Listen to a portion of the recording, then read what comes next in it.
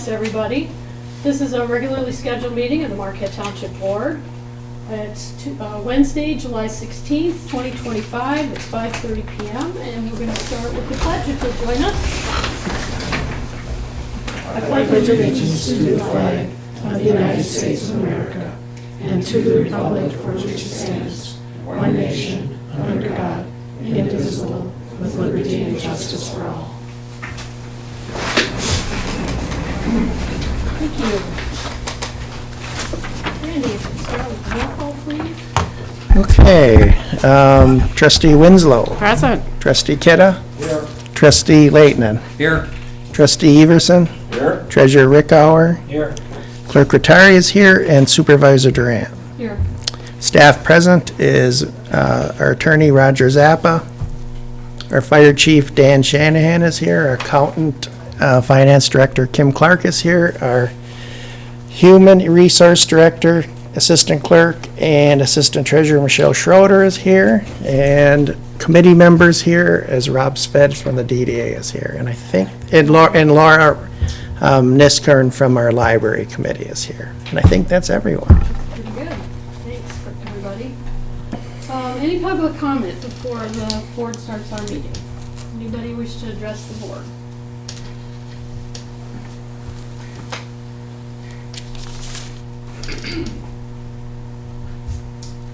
I was at the last meeting and kind of want to reiterate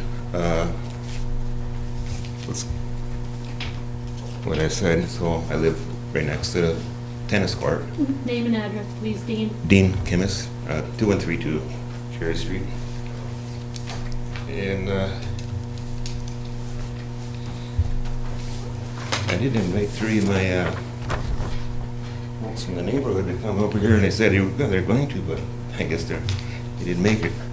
But anyway, for the past 17 years, like I said, I used to be able to have coffee on my front porch.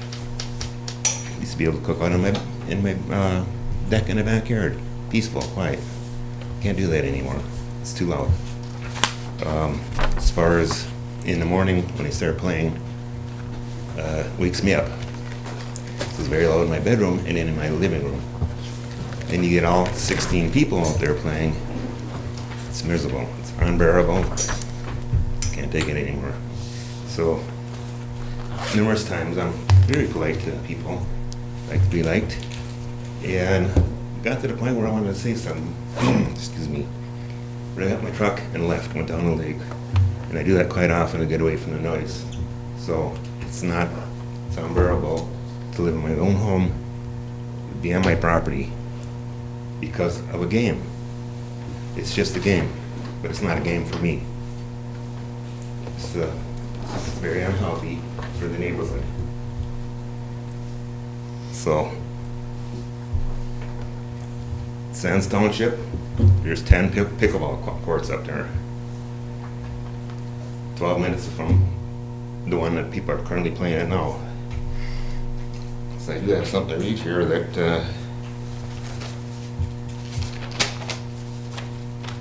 in a residential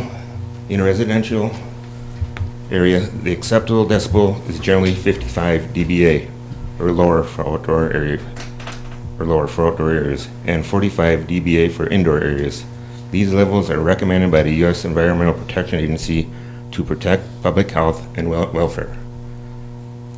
It's way above that, guaranteed.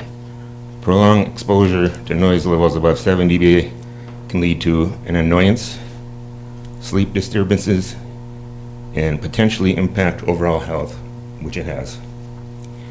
Above 85 dBA can cause permanent hearing damage, according to the National Institutes of Health. I worked in a Cleveland Cliffs and mine there, and our annual safety meetings and so on, they have different tools and noises and so on to see what the decibels are. I'm guaranteeing that pickleball is way above 85. So it's loud. It is an annoyance. I'm not able to enjoy my property. It's got to stop. I don't think anybody here would want to live next to that, and I don't think the people that play pickleball would want to live next to that. They get to go play there, leave, go home in a nice quiet place, have a little lemonade on their back porch, peace and quiet. I can't. I don't get to go anywhere. I'm stuck there. So it has started, one day it was started at 7:45, went till 10:30 at night, on total all day long. At 7:30, one morning, there's a fellow that I knew for a long time, and says, "Oh, you gotta do it this early." Says, "You go to the other end over there, and on the south end of the court, it won't be so loud in my bedroom." He said, "No problem." I said, "Thanks." It's as far as a game should not ruin somebody's health. It's just a game. As far as ruin their life, their ability to enjoy their home, a game shouldn't do it. It's just a game. What are the options? Well, you got Sands Township. There's no residents there. You got the ice rink. They're talking about putting some sides or roof on that. So ice rink could be an option. And I think that's my 3 minutes. Okay, but I don't think option next to my bedroom window is an option. It's causing all stress, it's causing problems. And I don't want to start telling people to go somewhere else. I want to be nice to people, and that's why I'm here. To take care of that here and not with other people in the community. Thanks. Thank you. Appreciate it. Anybody else wish to address the board?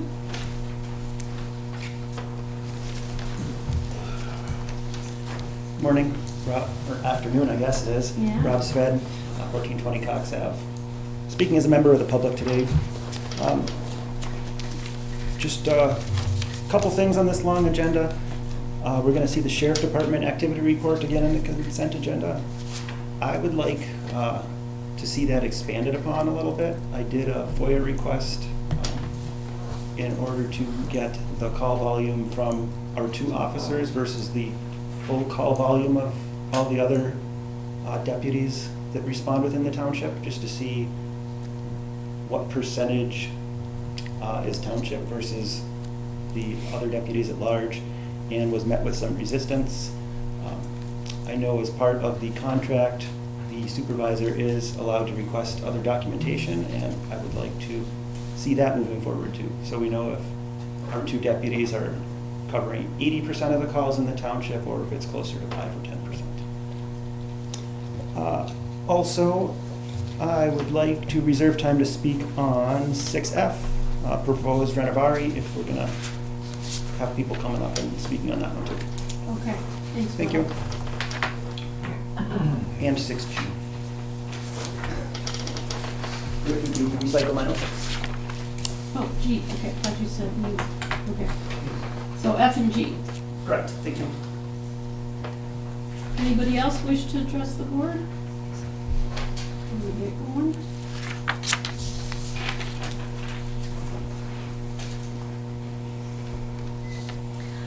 Hi, I'm Stephanie Jones, and I'm a local real estate broker covering all of Marquette County.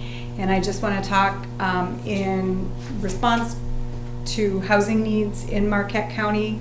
I did a market study, and I do have it for you. Just wanted to tell you how needed housing is in the area. I looked at Marquette City, Marquette Township, Negaunee City, Negaunee Township, Ishpeming City, Ishpeming Township, Sands, and Choclaw, and compared it June 2015 to today. We have seen the absorption rate, how long it takes houses to sell. June of 2015, it took about 14 months for the housing inventory to turn over. Now it's 2 months for the housing inventory to turn over.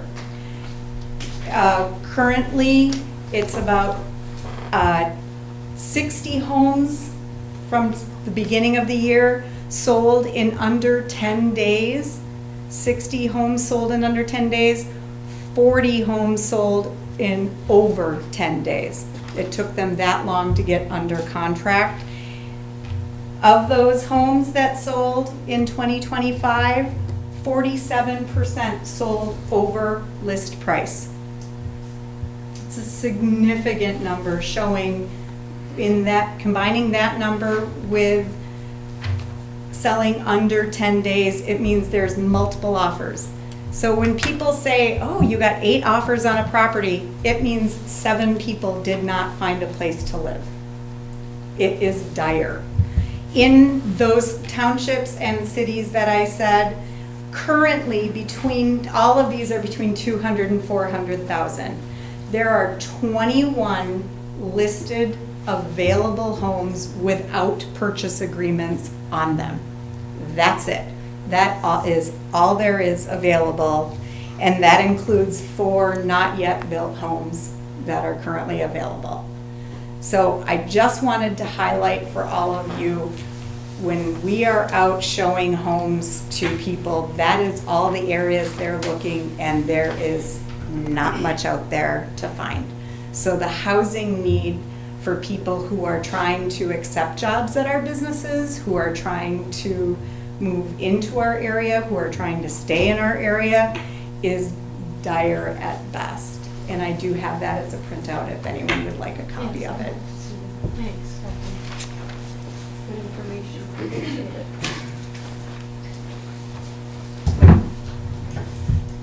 it. Anybody else make the visit? Hi there. Hi. I'm Dawn Florio. I'm also an associate broker with Remax First Realty. And I kind of prepared a little statement, if you'd be so kind as to indulge me. Members of the board, I'd like to start with a quick statement of gratitude. I know you're on this board because you care about the community that you live in and that you're faced with difficult decisions and loud, conflicting opinions on the regular.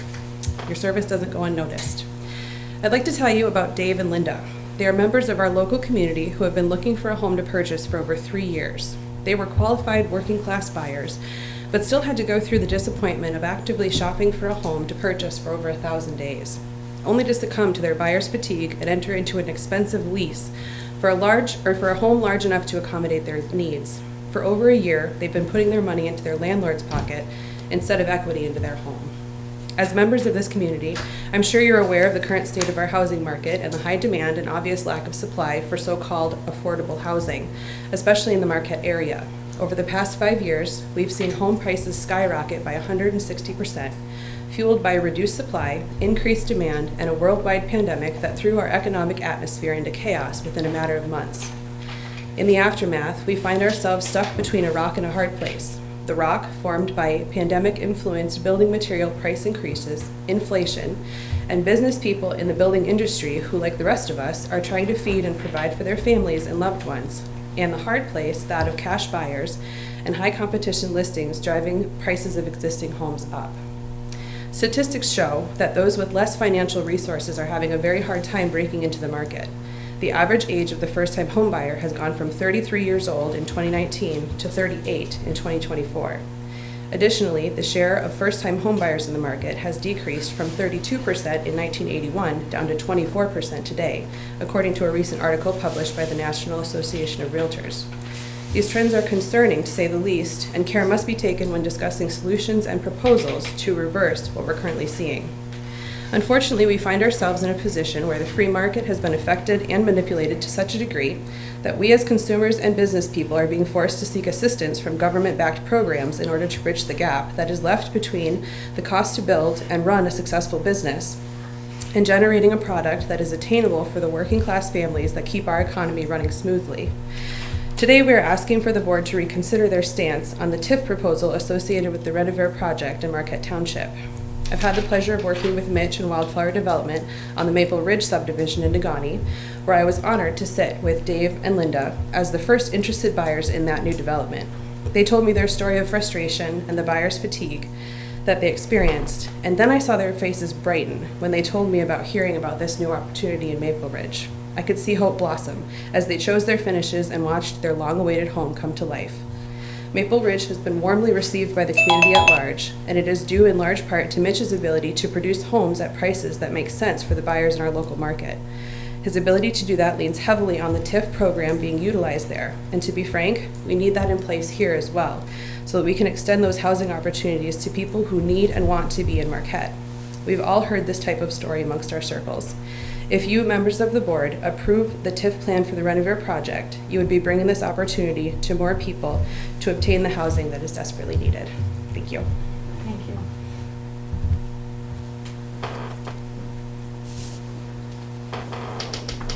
Hi, Gary Boyer, Township President. Back to the pickleball courts. It's just, right now, I don't see any rules, regulations set up like, rules of play, times to start, times to stop, anything like that. I think that might help alleviate some of the issues that are going on there. I live a half block from there, I hear it constantly, but it's not anywhere near as bad as his situation. But it's just, I've heard that some younger people came up to play tennis and they just kind of got rebuked and the pickleball people kept it. I don't know if that's true or not, I wasn't there, but I could see that happening. When I grew up, I played over by Parkview, and usually you got there, it was your turn to play, you took your turn, and then you moved on.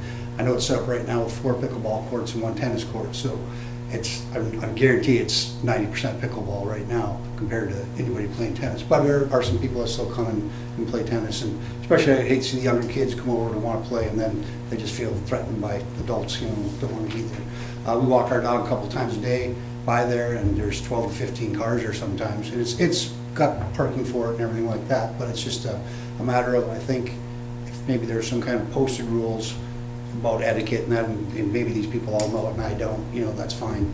I haven't gone over there and personally tried to get in a game or anything like that, but we have seen the uptick in it. I know the township spent money and time redoing that court, and it looks great, everything like that.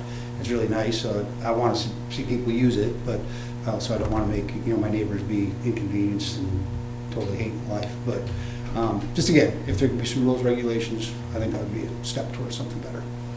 Thank you. Thank you. Anybody else?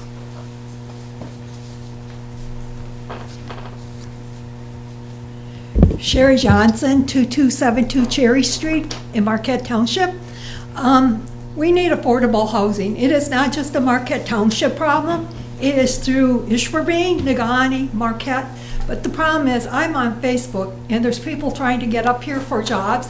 There's been professionals that have not been able to find an affordable home that had to leave the area. There's somebody downstate trying to come up here right now and switch jobs. We said find housing first, because housing is very hard to come by, which is very sad, unless you want to live out in the woods in a tent. And when we look at affordable, we look at it for the working person. There's been a lot of places being built, say affordable, but it's only affordable for the people that make a lot of money, not for the average worker. We need homes that the average worker can afford, that have families or may not have families. So when we look at affordable, make sure we're looking at affordable for the people that don't make $100,000 a year, because those are not affordable for the normal person living up here. Thank you. Thanks, Sherry.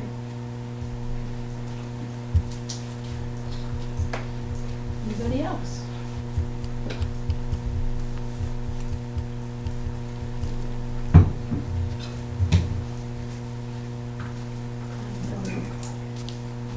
Good afternoon, good evening. Antonio Adan,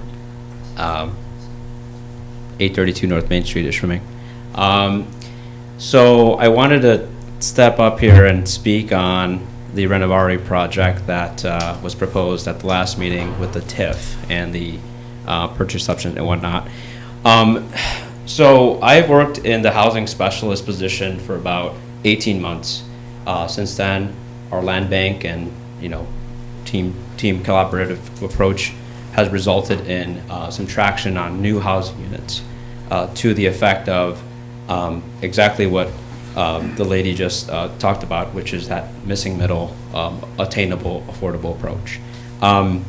We've been really busy at the land bank. We've established our annual report that we've shared. We've been very fortunate to have had MISHDA, which is the Michigan State Housing Development Authority, fund roughly $1.6 million toward construction of 22 attainable units. That is between 60% AMI and 120% AMI. That is like very critical for our area and region. And this project that has been proposed does contain a very important factor, which is the $1.3 million that is considered MISHDA funds. It's very critical that that funding stay in the UP, that funding stay in the Central Peninsula region. And for that, I wanted to just come speak that it's really hard to get that fund, those funds. And if that proposal, does not go through, does not pass this township board, unfortunately, we would lose that critical funds that would help contribute to more units that are in that affordable, attainable range.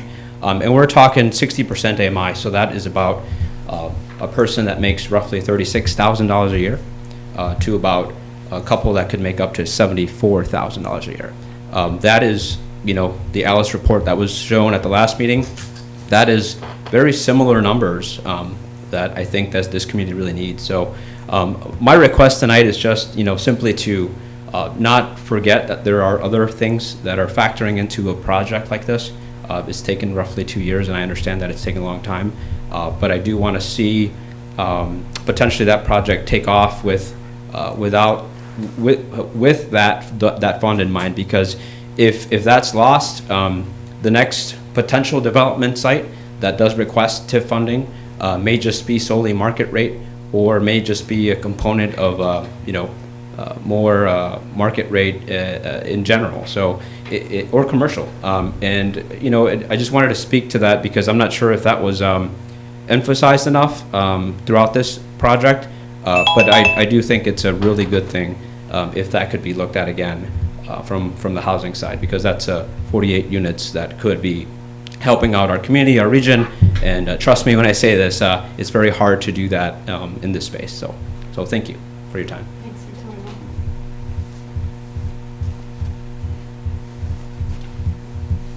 Anybody else wish to address the board?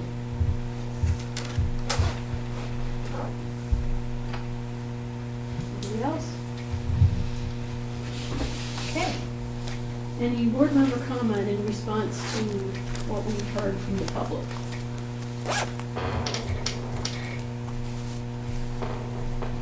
Okay, thank you. So we need approval of the consent agenda, unless there's anything somebody wants to pull out. Tonight, that consists of approval of regular meeting minutes of July 2nd, 2025. We have bills payable in the amount of $190,929.06. The Sheriff's Department activity report from June is in there. This is the abbreviated packet from tonight's meeting at 4 o'clock from the Solid Waste Management Authority. And there was an invitation there. I hope some of us can attend that birthday party for the senior center. The close-up report was from July, and a compilation on the manager's evaluation for 2025. And financials from June of 2025, and a budget amendment. So we will need a... I move that we accept the consent agenda as presented. Second. All in favor? No, hold on. Roll call? Roll call. And I'll just make a comment before that. Manager Kangus's evaluation was presented, or was gathered and compulated, and he ended up with a 4.72, which is above a good performance, and that qualified him for his manager bonus performance bonus, and that was paid. So, 4.72 out of 5. yep. So, and roll call vote, or actually, I will go over that budget amendment quickly here before we go any further. So, budget amendment 2025-02. So we haven't had many this year, but this is the second one. And authorization is requested to increase expenditures in the general fund. Expenditure increases for the general fund are due to attorney services for the bond process, annual fee for the BSNA software, under calculated benefits during the budget process, additional employee training, service and maintenance for new installed cameras, well road, parking lot paving, and Windows 11 upgrades on computers. Fire fund expenditures increases due to monies owed after the 2024 workers' compensation audit, new fit testing equipment reimbursed by the county, and new extradition equipment. In the wastewater fund, administration increases is for additional supply purchases and insurance adjustment, Water fund increases due to Northwood's booster station study and insurance adjustment. So roll call vote for the consent agenda is trustee Everson, Yes. trustee Leighton, Yes. trustee Kidda, Yes. trustee Winslow, Yes. treasurer Rickower, Yes. clerk Rattari is yes, and supervisor Durant. Yes. Motion carries 7-0. I would like to move to approve the regular agenda. I'll support. All in favor? Aye. Opposed? Thank you. Okay, library report. Ms. Lauren, you're it tonight, right? Since the last meeting you had, the TAC members met with the full board at the library. And there have been a couple of events at the library and programs there that seemed very particular to Marquette Township. And I wanted to highlight those tonight. 10 days ago or so, there was a presentation at the library, an author who happened to write a biography of one of Marquette Township's most noted founding people, Louis Graverette Kaufman, was the topic. There was standing room only. They were violating the fire code requirements for having the room packed, and created a Zoom connection in an adjacent room to manage the crowd safely. The library was very surprised at the number in attendance. They thought the one meeting room would be sufficient. And I spoke to their kind of publicity media person and said, how did you gauge how many people were coming? And she said, there were only 2 people who said they were coming on Facebook. And I said, I would never have known about it if I was relying on Facebook. It was a great presentation. Peter Kaufman was there and shared his memories of his grandfather and family lore about his grandfather. And I just wanted you all to know that the library has many copies, and Snowhound Books also has many copies of this, but there was a lot of interest. And it started for the author doing a Architecture Digest article on making American rustic furniture, and she discovered the furniture at Granalola. And it was just fun to be there and listen. Also, after the meeting last week, Linda asked me about a particular new library program this summer. I have little handouts for you, pass them along in case you know anybody who might be able to use this benefit. Libraries in the Upper Peninsula were contacted by Feeding America, which is a nationwide food program for any area where food isn't as available as it might be. And this one is designed for kids.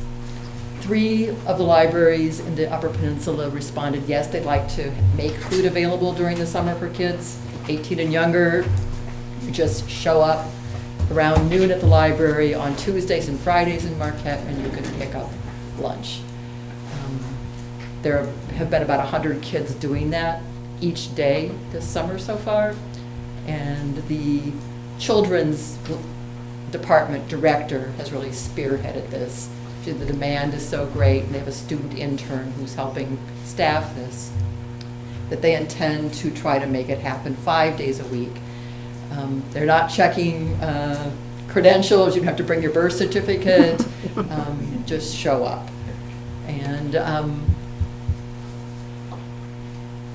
I just wanted you to be aware that was available, and I'm interested in any number of library programs being more available in the townships, and not having the question come to, how do we get the township people to come to the Peter White building in Marquette, but how do we think of the library as covering all the territory where people are paying taxes?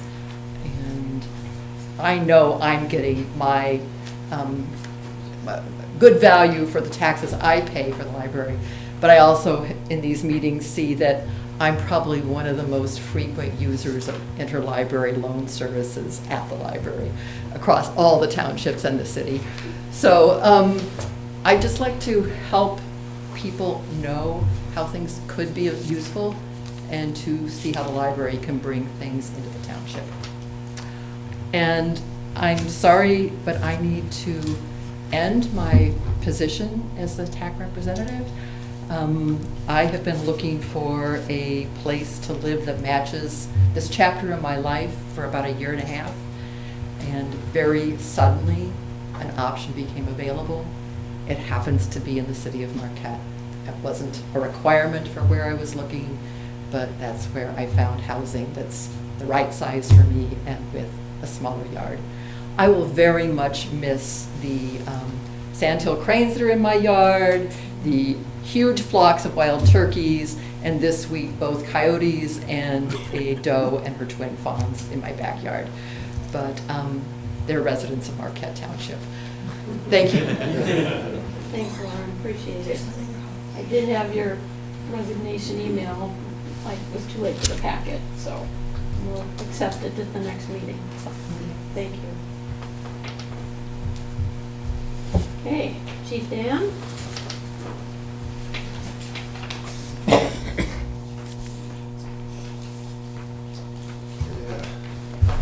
I'll be brief. It looks like you have a lot on your agenda. First of all, just like I said, I hope Canada's getting some of this rain. I mean, yeah, they could use a little bit. I know. Yep. That means that's a good thing for us anyway, that we are getting it. I'll just be brief on our training this month. I know I've been saying we want to connect with our neighbors quite a bit, and we have, and we will be again next month. We hope to train at the Ski Hill, meet with the city and all of our other neighbors, Chocolate, Sands, Scandia West Branch, possibly Marquette Township. And speaking of training again, I know every once in a while there's concerns that a lot of us at the fire organization, a few of us, I guess the full-timers that are fire inspectors, it's hard for us to get credits up here. Assistant Chief Gregors did organize a class for a couple of CEUs, but we need 60 hours every 3 years, and we need 10 annually, and that's very, very hard to get in the UP. That's why we're traveling downstate, trying just once a year, but you'll see it's for long periods of time to try and get those credits up.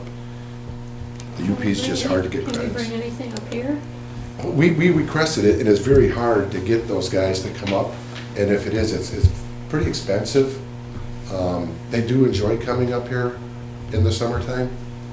Well, I guess we could weigh the funds, you know, if it's costing us to send people. We have. Having to replace you or whatever. Yep, and we have. It's a timing thing also. I mean, summers are short and everybody's busy, and if it's only a couple of us can attend those, and there's only about 6 of us in this area that are, 8, excuse me, that are getting the credits. We do try and do that, and we have done that in the past, but I'm just letting you know we do struggle with that. And it is expensive. I mean, hotels aren't cheap in Marquette either, and you know, cost of living, a few things, but that's you. Yeah, I just want to keep you aware of that anyway. Calls are up a little bit compared to last year, 317 to 301. Membership staying the same. All apparatus is in pretty good condition. No confirmed date yet on the ambulance, where the dealer does have it in his shop. He just needs to, I'm hoping, just install the self-loading cot. No grant, no word on any of the grants yet. I will let you know we did host the child passenger safety seat tech training at our fire station past month. Hose testing was also completed last month, which we were fortunate, 99% of all hose passed inspection. We do have one more training with a new iRoll program that we've installed, and we should be up and running early next week. That was that inspection report online. And we did hold a couple fire extinguisher cars. Actually, Mike and Lauren held a couple fire extinguishing extinguisher trainings at Mark Tran, and we did interview an intern for next year. I tried to be brief. Does anybody have any questions on anything? I had one, I was just trying to Yeah. look up. You had, I think, I'm gonna say 4 members that were EMTs. They were not firefighter 1 or 2. Are there any plans to make them? Or they just want to stay? Those 5, I believe it's 5. Okay, Those 5 do not have an interest okay. in the fire side. That's what I was. Right. And as you know, years ago, you had to you had to be fired before you could be an EMT, you know, but now since Well, 70% of our calls. And that's good, yes, because of all the volumes of calls that we have. Right, yeah, we definitely had to change that about 3-4 years ago. Okay. Yeah. I thought maybe we. Oh, I think we convinced 1 or 2 over the year, you know, just to do both, but it's a lot of time. It's a big commitment Really? for them. Yeah, we all know. We all know. Yep. Thank you, Dan. Dan, going back to Yeah. the fire extinguisher training, Yeah. I know when we had our business, well, it wasn't you, it was Right, Chief, yeah. but the department came and did fire extinguisher training for my staff. It was awesome, you know, in the backyard and actually Yep. hands-on. You're still doing that? We're I'm still guessing? doing that, yep. Okay. And So schedules businesses are Can call you? type, yeah, anybody can call and we will work it in, yes, yep, Great, definitely. that's a big asset. Yeah, it is, yeah, For the county, but, yeah, the county, but the township, yep, a lot of businesses here. well, definitely, yep, we will work it in. Any other questions? Thank you. Have a Thanks good a night. lot, appreciate it. Money is on Public Works, yes, good evening again. Hello. I'll try to keep mine quick as well. So starting with wastewater, as always, we have routine grinder pump repairs and replacements as needed. That's just kind of an ongoing thing that we do.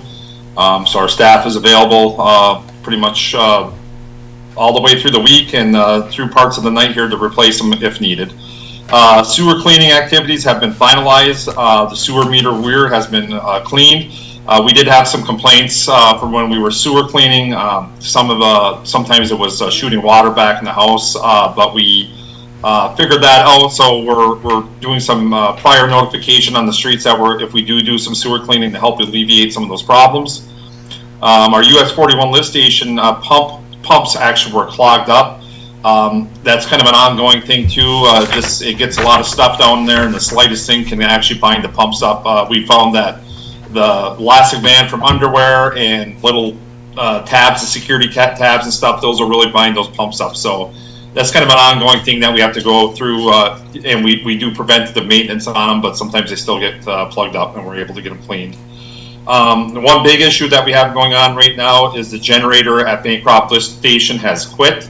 I have it's on later on here in the agenda. It's a real critical piece of equipment that we need to get up and running or get it repaired. We do have some backup plans in place, and I can talk about those a little bit more here when that comes up on the agenda. On the water side, a new fire hydrant was installed near St. Christopher's Church. It was an old Traverse City hydrant. I don't know if it was hit or it broke at a breakaway down at the bottom. So we just went ahead and put a new East Jordan model in. So the old Traverse Cities are really old. They're just not kind of worth fixing anymore. So we will like to put a whole brand new assembly in there if we can. Coordination is ongoing with the veterans facility, with the contractors and some of the consultants. So we're working on finalizing the water and sewer permits for that. And we actually have some meetings upcoming with them, the process of how we're gonna do the shutdown, how the construction is gonna take place. We have general hydrant testing and flushing currently underway, so you might see the crew out there flushing hydrants and just kind of general testing. That's a really good practice just to make sure that if Dan needs a fire hydrants, they're going to be available and work for them. Building and grounds, the July rubbish drop-off was well attended by residents. That's been going pretty good. It's been very orderly, and we really haven't had any issues with it. And it seems like everybody is good with how we're doing things there. Staff continues to perform routine cleaning and maintenance at township facilities. So that's mowing the grass, washing the windows, fixing with the office move, fixing some of the holes and dings in the walls. So they've been really busy with lots of different things all the way through the township. So you'll see them guys, those three out there moving around quite a bit. They're very busy and very swamped at the moment, but they are definitely getting the job done. So that's all I have. Any questions for Lenny? Okay, thanks. We'll see you shortly. And thanks. Yep. Okay, planning department report. I don't have Jason, but I did get his report. I can speak well enough. ZBA dimensional variance request on June 25th was unanimously denied, excuse me, due to the size and scale of the proposed attached accessory structure. Strong public opposition due to the character of the neighborhood being compromised.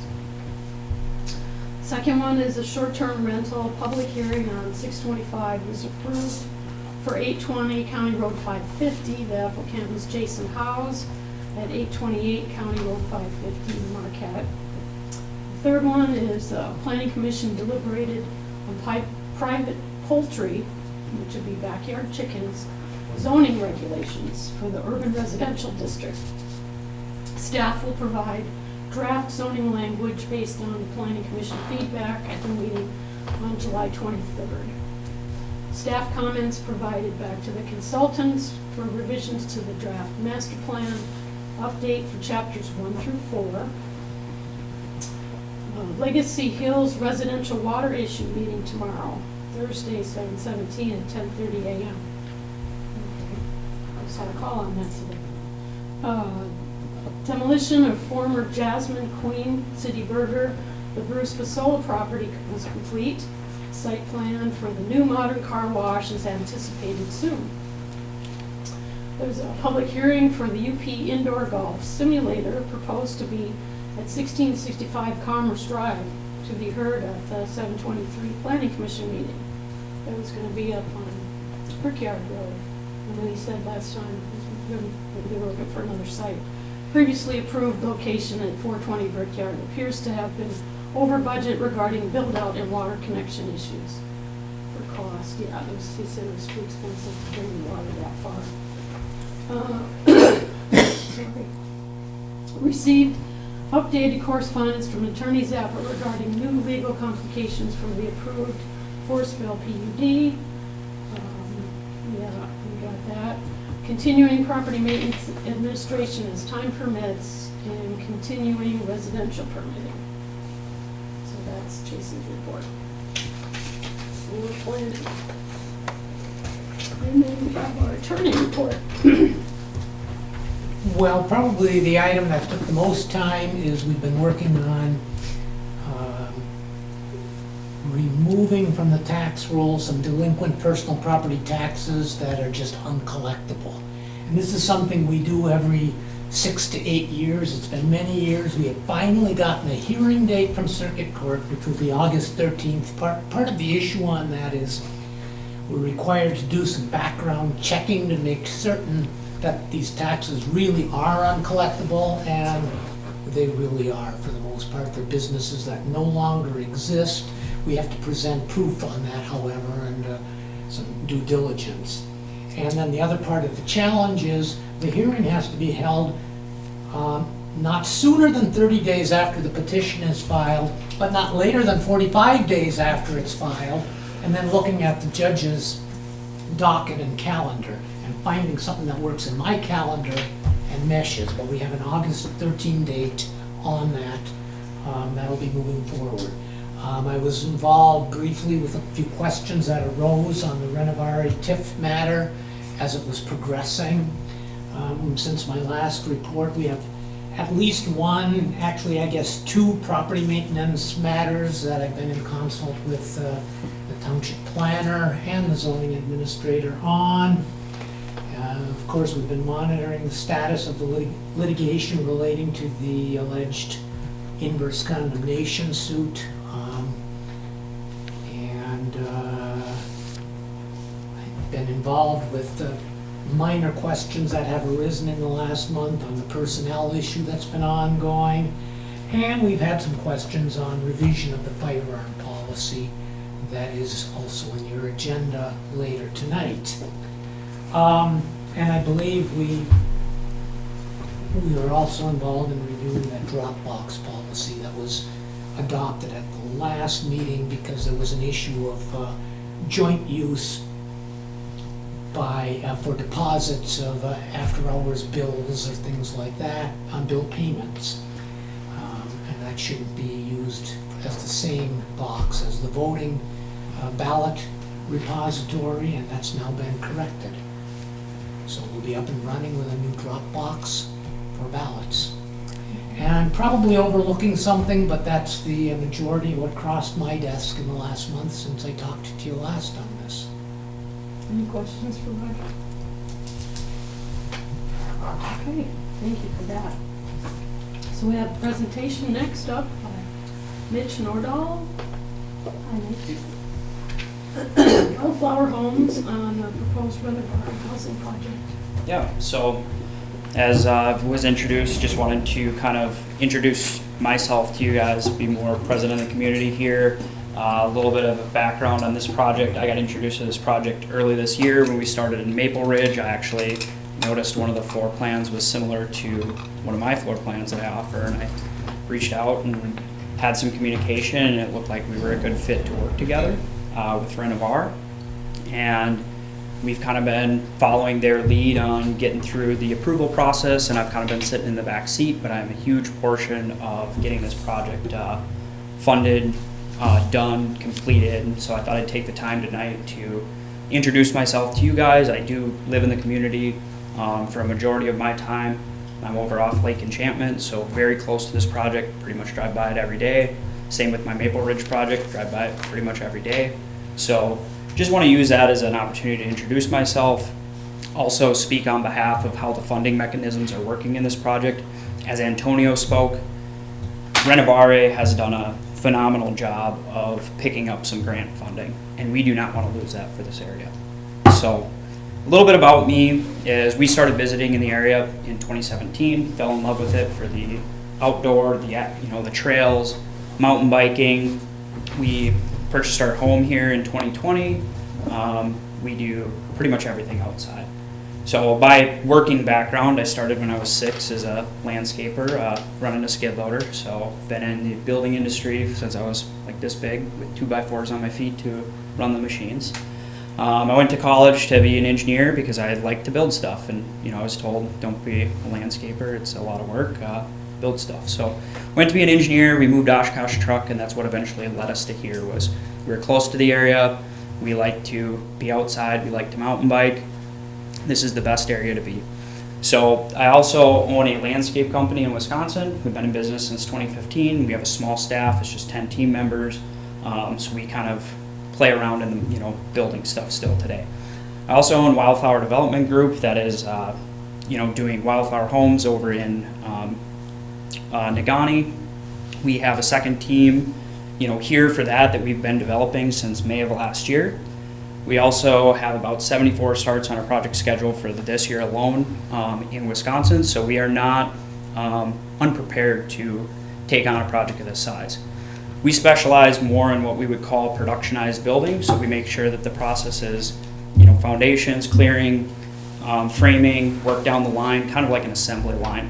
And so that's what allows us to be able to produce housing in this area at a more affordable cost. A lot of the builders here, you work with your builder and they do everything, and that's phenomenal. They're great craftsmen in this area, and it's great to do that.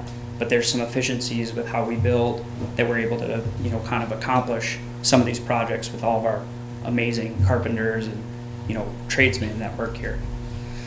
So that's a little bit about me. This is my family, my wife, got a couple dogs. We just like to go outside, so just thought I'd share that as well. So a little bit about our, kind of what I was getting into on our Michigan division here. It's primarily been focused in Maple Ridge, and then we've been looking for other opportunities to keep building the area. The housing need in this area is very significant. So we essentially have the process down for creating an assembly line for the subcontractor scheduling. You get one person in, as soon as they're done, get the next person in, move on. Not any different than what other developers of the area have done, such as Swadley and, those areas. There's not a significant difference, but we do have technology now, so it's a little bit easier to communicate. It's probably, the biggest thing that we've got. So we've got a detailed schedule, we have quality control checks. Currently today, we can build between 4 and 6 homes a month locally with the current staff we have. And we're doing good at that. So we have 7 homes sold in our Maple Ridge project, and we have 9 under construction right now.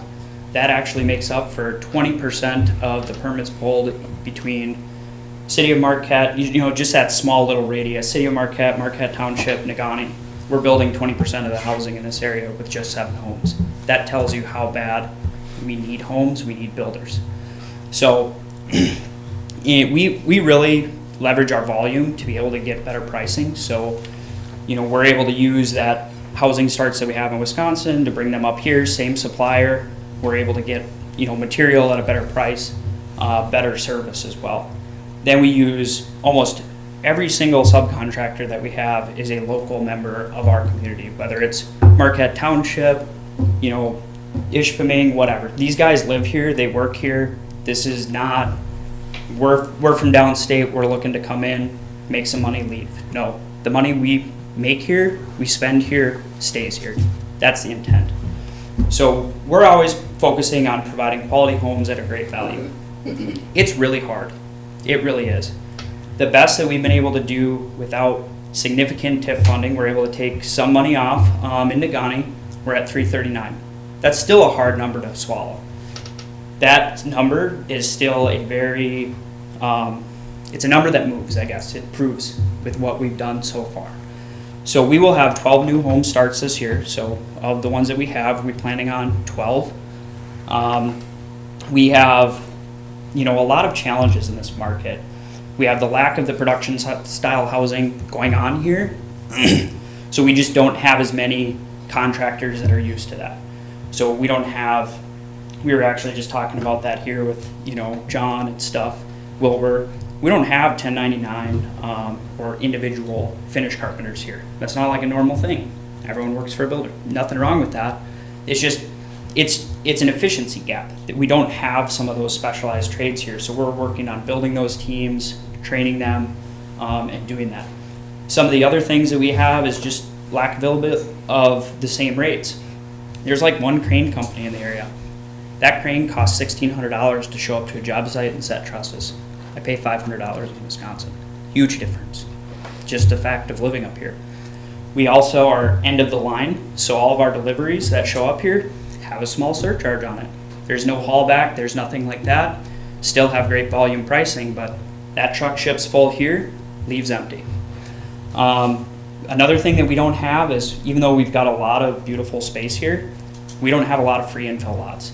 There have been a lot of comments and detail on how can you build a house so much cheaper in Wisconsin? Well, a lot of the reasons that people see that is we have assistance. There's projects where I'm being paid to take land from the city and build housing. Prices are a lot different then. So that's some of the things that we have going on for us between the 2 different markets. So a little bit about Renovair, why I thought that they were a good fit to partner with on this project. They are a very tenacious group. They don't give up on their projects. I mean, we talk about projects that have taken a long time with them, 2 years, whatever. It's easy to give up when you're up against these headwinds. They've been awarded the Developer of the Year for 2025. They've done their Dorsey Estate project, which I think I passed along a recommendation to you as well that we received from their city that said, hey, they're doing a great job. So they have some, they've got a lot of experience in this area. And it's usually an uphill battle to get to the funding you need, the mechanisms, all of that. So really someone that works, it's a group of people that work very hard to accomplish their goals. And I like to align with people like that. They're currently closing on a Benton Harbor project, and they're currently doing 71 unit construction down at Harper Woods. So it's great. So just of those things, they're really committed to this community. They're committed to this project, even with these challenging circumstances that we've got. So, even though it's taken some time, I think we've got to give a lot of credit to the amount of work that they've done on this project and not just thrown in the towel and walked away. So that's where this other question comes in is, why am I here today? Why have you never really heard of me? Besides maybe passing, probably seen my work. Well, again, we were kind of going through check boxes, been very active. I'm a capital partner for this project. Without our funding, this project wouldn't move forward. We're the developer, so we're taking the project where it is, we're finishing it. We're the builder, we're gonna manage all the home builds. We're gonna manage everything there, and we'll do the final HOA management and transfer that over to the HOA in the end. Renovair is still very actively involved in this. They've secured that grant funding that Antonio talked about, huge thing. Working on TIF finalization, PUD finalization, really all the paperwork. Not super great at that, but it's great to have great partners who are. They're assisting in the draw process, so making sure everyone's paid on time, all of that. And then the sales process for those buyers. That's not something I'm familiar with. I'm mostly a market rate builder. Why not work with someone that has that experience selling, the homes that we need in this area? So just to give you a recap where we're at, we have the capital to close on the property today. We would like to rediscuss TIF funding options. What does that plan look like? I don't know, but we need a plan in order to secure that grant. So we need to secure that grant. It will provide 13 units at that AMI. We have floor plans that are updated from site built. They used to be modular. So site built meaning our local contractors building this. And then we have options for full basements and slabs. And then another statement is, we're not going to close on this project without a viable project. And we can't provide these AMI units without a grant. We can't provide it without assistance. We can provide market rate, but that's not necessarily what we want here. What are the cost drivers? The land is expensive. It's a great piece of property. It's about $100,000 an acre. I recently paid $17,000 an acre in Negaunee for additional land next to my project. That's city, sewer, and water ready. Huge difference in cost. Just using it as an example, there's also, you're in Marquette Township, not Negaunee, there's differences. Taxes are different, there's different values to land, but that's just a fact. That's something that does drive cost. There's also significant clearing required. This is like half a forest, so it's not like there's just a couple of trees to knock down. It's a pretty substantial project. We have light demolition for the road that's in there, the fence that's there, everything on that Goodwill property line. There's just some more work there. There's also some soft soils in the area that we have to deal with. Again, the project building costs. We've kind of touched on this a bunch of times, or I have, but again, end of line service, we can't change that pricing in this market as individuals. But things are going to cost a little more here than they are in other areas. We also have a short build season in the UP. As we're all aware, we just talked about it, joked on the way in. Sounds like fall's already here. It's been a month of summer, right? And so with this being a shorter summer, a lot of times our contractors need to make their money in a shorter period of time to provide for their families. Now, I'm not saying they don't work in the winter, but the work's slower in the winter as a contractor. There's the ups and downs. This being said, the works in the ups usually cost a little more here. We also have many contractors in our area that service a large area, which means their overhead is larger than more established areas. So when a contractor from here also services Munising, that one employee that would typically, maybe work in a 30-minute radius is now in an hour, 2-hour radius. They can't complete as many jobs in a day. They can't complete as many jobs in a week. This inherently drives up the overhead costs of our individual businesses in order to service not just Marquette Township, not just Marquette, but other areas and other areas of our UP community. So this is part of the reason that our contractors are a little more expensive in the UP than they are in bigger markets where everyone gets to work 15 minutes from home. Another portion of this project that's not different from any other project is these projects require financing. They require different mechanisms, grants, all of this. The interest, you think of the interest on your home, think your interest, this is a $13 million project. Interest on $13 million, it's in the hundreds of thousands of dollars. Now that obviously gets shared amongst every unit, but that is something that does contribute to the cost of these homes as well, and it's just not necessarily avoidable in every situation. So how can we help providing buyers to our end savings? What's our goal here? We want to use those grant funds and guarantee that we can get 13 units into that AMI range. And that's a $100,000 credit for every home. So that means that, you know, we're looking at that 230-ish range or less in those 13 units. Still a big number, but that is way better than 330,000, 340,000. We can reduce home size and features. The question is, how much do we want to do that? Eliminating garages, eliminating basements, eliminating AC. None of that is currently planned. In fact, our stick-built plans that we have include garages, which the original proposal that they have, or, you know, the original renderings don't have garages. We have garages. We're able to provide a better product for, I don't know, all the snow that we get up here at a better price being stick-built. So we're looking at how can we help these end buyers any way possible. Is TIF still on the table? If so, what does that need to look like? Is there a reduction in land price on the table? If so, what does that look like? So really here, what we're here today is to ask, you know, we've got community that has stepped forward and said, this is a huge problem. What can we do together to make this project viable and keep those funds here and in our area and provide housing? So again, kind of given, there's a lot of unclarity about the capital stack. Again, the TIF is huge. Without that, kind of a non-starter. You know, the MSHDA grant is huge. Without that, this project's almost a non-starter. The initial proposed 25-year TIF plan, because this has gone from 25 years to 10 years, if everyone in the room isn't aware, that actually allowed about a $40,000 a unit price savings to the end buyer. Now, that doesn't necessarily mean that it's going to hit that 60 to 120% AMI, but that means that we can provide that savings to a buyer. The 10-year proposed TIF that we had would have equated to approximately a $20,000 per unit savings to that end buyer. So every little bit of that TIF funding helps us as a developer understand there's concerns about the tax roll that comes to the town. That is a very important part of having a healthy town. So there's definitely a conversation that needs to be had there on, you know, why we wouldn't want to do that. The other thing that TIF does is it motivates a developer to complete a project in a shorter period of time, because that TIF is dependent on how quickly you build, and there's a certain point that you bring up that tax revenue. So a project that's funded by TIF then motivates your developer to move faster.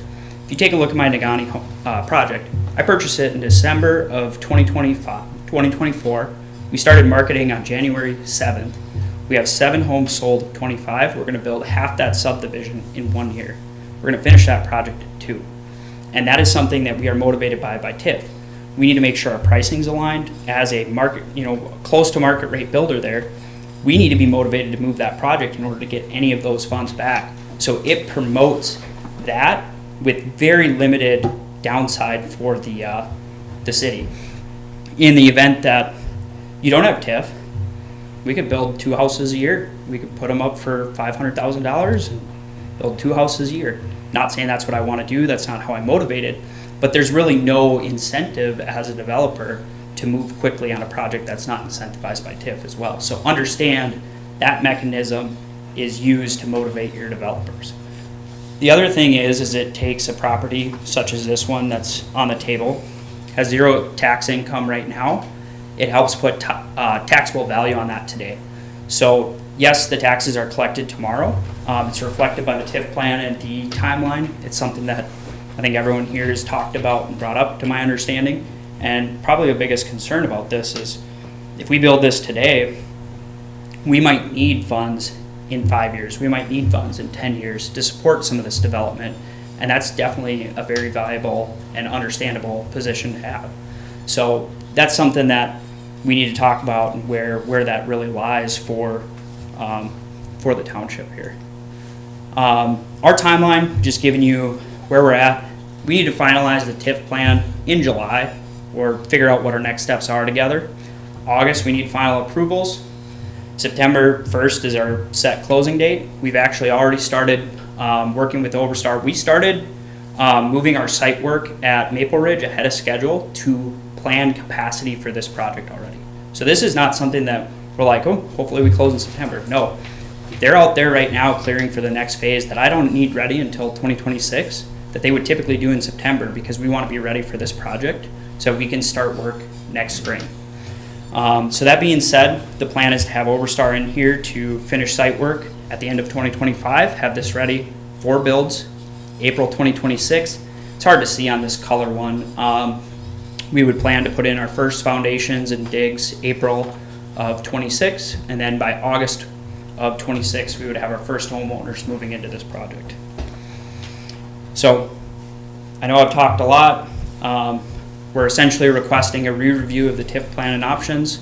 We want an opportunity to sit down with you guys, be transparent about the concerns. We thought this was a check in the box on the way through. That was the, from my seat, that was the understanding. It definitely wasn't. It sounds like there's other concerns out there. So we just want to be transparent about those together so we can help solve this problem together that we have. And then we also want to have a part of that transparency is get a clear understanding of why the town doesn't want to approve the existing one when we've had support from the planning commission and committee on this. I think we were just shocked by that recent vote. So in short, this long presentation, which I'm terrible at public speaking, as you talk really fast. I'm just asking if we could sit down together with Wildflower, Renovare, and the board and kind of rehash this out and come up with a plan that works for both of us and provides housing for our community so we don't lose that $1.3 million grant to at least provide 13 units that are in that price range for people at a minimum. Any questions? Any questions for Mitch? Okay, thank you. Yep. Appreciate all the work you put into that. Rob asked to speak Yeah, too. Rob. I didn't ask if you wanted to be first or after. Oh, I can be second. You did a great job. Sorry. Rob Svedigan, 1420 Cox Ave. I watched the meeting 2 weeks ago on YouTube after you had talked, and I was a little disappointed by some of the board members that mentioned that they haven't heard from any residents in the township that were in support of this TIF. And I know that I've talked to all 7 of you and told you that I am very much for this. We're hitting that 60 to 120%, which Antonio will probably correct me, but that's like $35,000 to $74,000 a year for income. That's a pretty normal income up here. There's not many people that make a lot more than that would be able to move into these homes, so I think it's a great price point. Local developers is good to see. They have a timeline all ready to go. And as the chair of the DDA, we had a meeting in March, a special meeting before we were going to vote on this renovation project and the TIF discussion at the board level here. And the DDA was completely in support of this. We've also had several planning commission members that have come and spoke in favor of this. It's a great project, and like Mitch said, we might be spending a little, or not receiving money today, but we're going to be receiving a lot more in the future. These 48 units, assessed value, 7 million-ish, Yeah. with 48 units. The assessed value of Walmart is far less than that. Assessed value of Super One is far less than that. It's about probably, Super One is about the same acreage, and it's about a third of the assessed value. So if we did a 10-year TIF, that money would come back very, very quick. I would prefer the full TIF at 25 years just to see us get some real affordable housing out here rather than pushing it all on other people. Did I have anything else to say? I don't believe so. Thanks. Okay, thanks, Rob. Okay, next presentation is just a quickie that I asked clerk to grab. This is a new, The Upper Peninsula currently recycles only 2% of the materials that are generated throughout the UP, and that number is far below the national average. By the year 2045, the state is going to want to see 45% recycled, so we've got a long ways to go yet.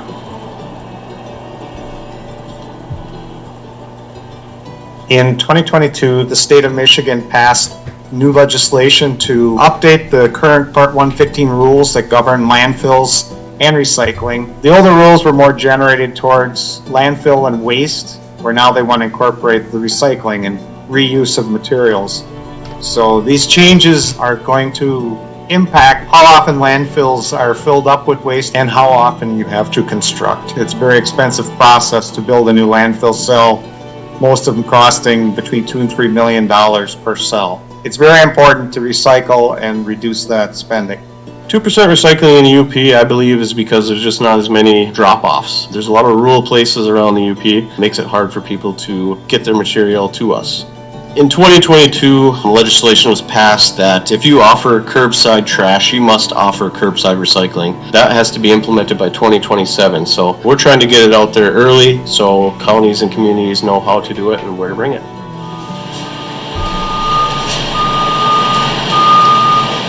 Currently, we're in Marquette County Solid Waste Recycle 906 MRF, which is a material recovery facility.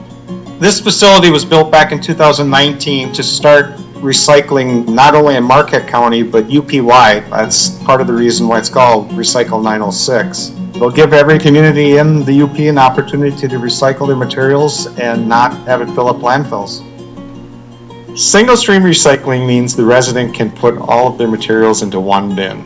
So it's more convenient for them. Now, instead of having to remember which week it is, you're putting out fiber and paper, now you can put it all into one bin every single week. And then when it arrives here, we have sorters that pick through it, and then the rest of the stuff is separated by the machinery that you see behind me. Eventually being baled up and sold to end users. So the things that we don't want to see in the bin are stuff that can harm our employees. We're talking about batteries because of the fire. We're talking about needles because of the obvious. Somebody gets poked, it's not a good day for them. Tanglers, we call them. It's going to be your Christmas lights, your extension cords, any kind of rope like that because it can get wrapped around our machine. Styrofoam is another one. We just don't have an outlet for that in the UP. Plastic bags, you can bring those back to some of the bigger box stores. They'll accept it right out front in their receptacles. There's also other things like large metal objects. They're heavy, they can break the machine, and people's fingers are in the way. So we try to keep that stuff out of the bin as much as possible. 16 people are working here full-time, and we need to keep them safe so they can continue to do their jobs and help us recycle throughout the UP. The state utilized the hub and spoke method for the UP, with us being the hub and the spokes being the different counties. So different counties can collect their material and bring it to one centrally located area, which is us. From there, they don't have to worry about transportation. Just get it to us and we will sort it and send it out to the end users.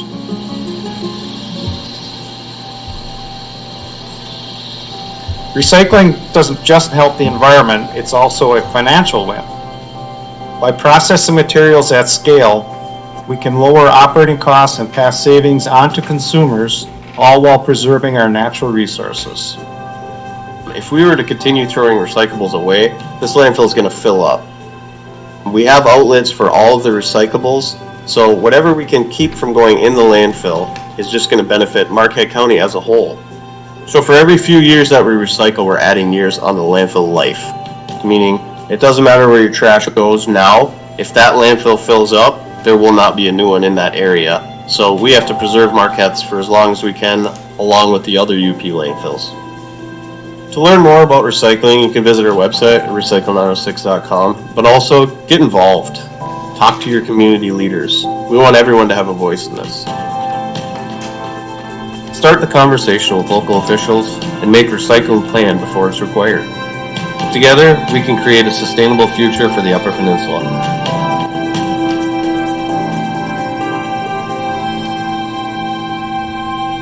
Thanks, Wendy. This is new, added to their website, so if you go to Recycle 906, that's on there. I think they did a good job on it. I had their meeting just at 4 o'clock right before this on Zoom, and that was a challenge with the Zoom connection. I got kicked off and I was trying to do public comment, and there were two other people on the Zoom with me, and they got kicked off, and they couldn't hear me, and I got to say what I wanted to say. But I did add the funding recommendations, the two items together, sort of, because, and I told them at the meeting today, this letter was not approved by the board, the Waste Authority Board. The chair did this on his own. So I called him Friday and left a message, said I wanted to visit it. I actually asked Mike, the director, for a, if I could listen to the video of the meeting, the last board meeting, to see if there was a motion. And I saw the minutes in the meantime, and there was no direction from the board to have this go out or have him do it. So I questioned him today at their meeting and said, how are you doing this? You know, your board hasn't even talked about it. 4 other people spoke in the audience about this. I told them that I had it on the agenda and we were going to talk about it. So the way Randy explained it, the chair, was that this is an idea that he had, and he wanted to pose it to the 19 townships in the 3 cities to see if they had interest in him exploring it. Well, I had a lot of issues with the letter itself. First of all, it says, "Dear patrons." We're not patrons, we're partners. We are a part of this group, so that was his first mistake. Then they're looking at a state MCL that apparently applies to a different population than ours.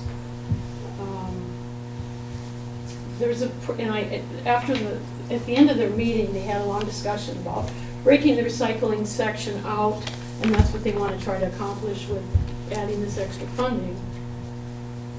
But the Articles of Incorporation and what was written back in the 80s setting this up doesn't say that recycling is separate. It says solid waste that's coming to the landfill. And I kind of think they need to just, if they're going to break it out, they need to open those documents and change that. I'm not sure.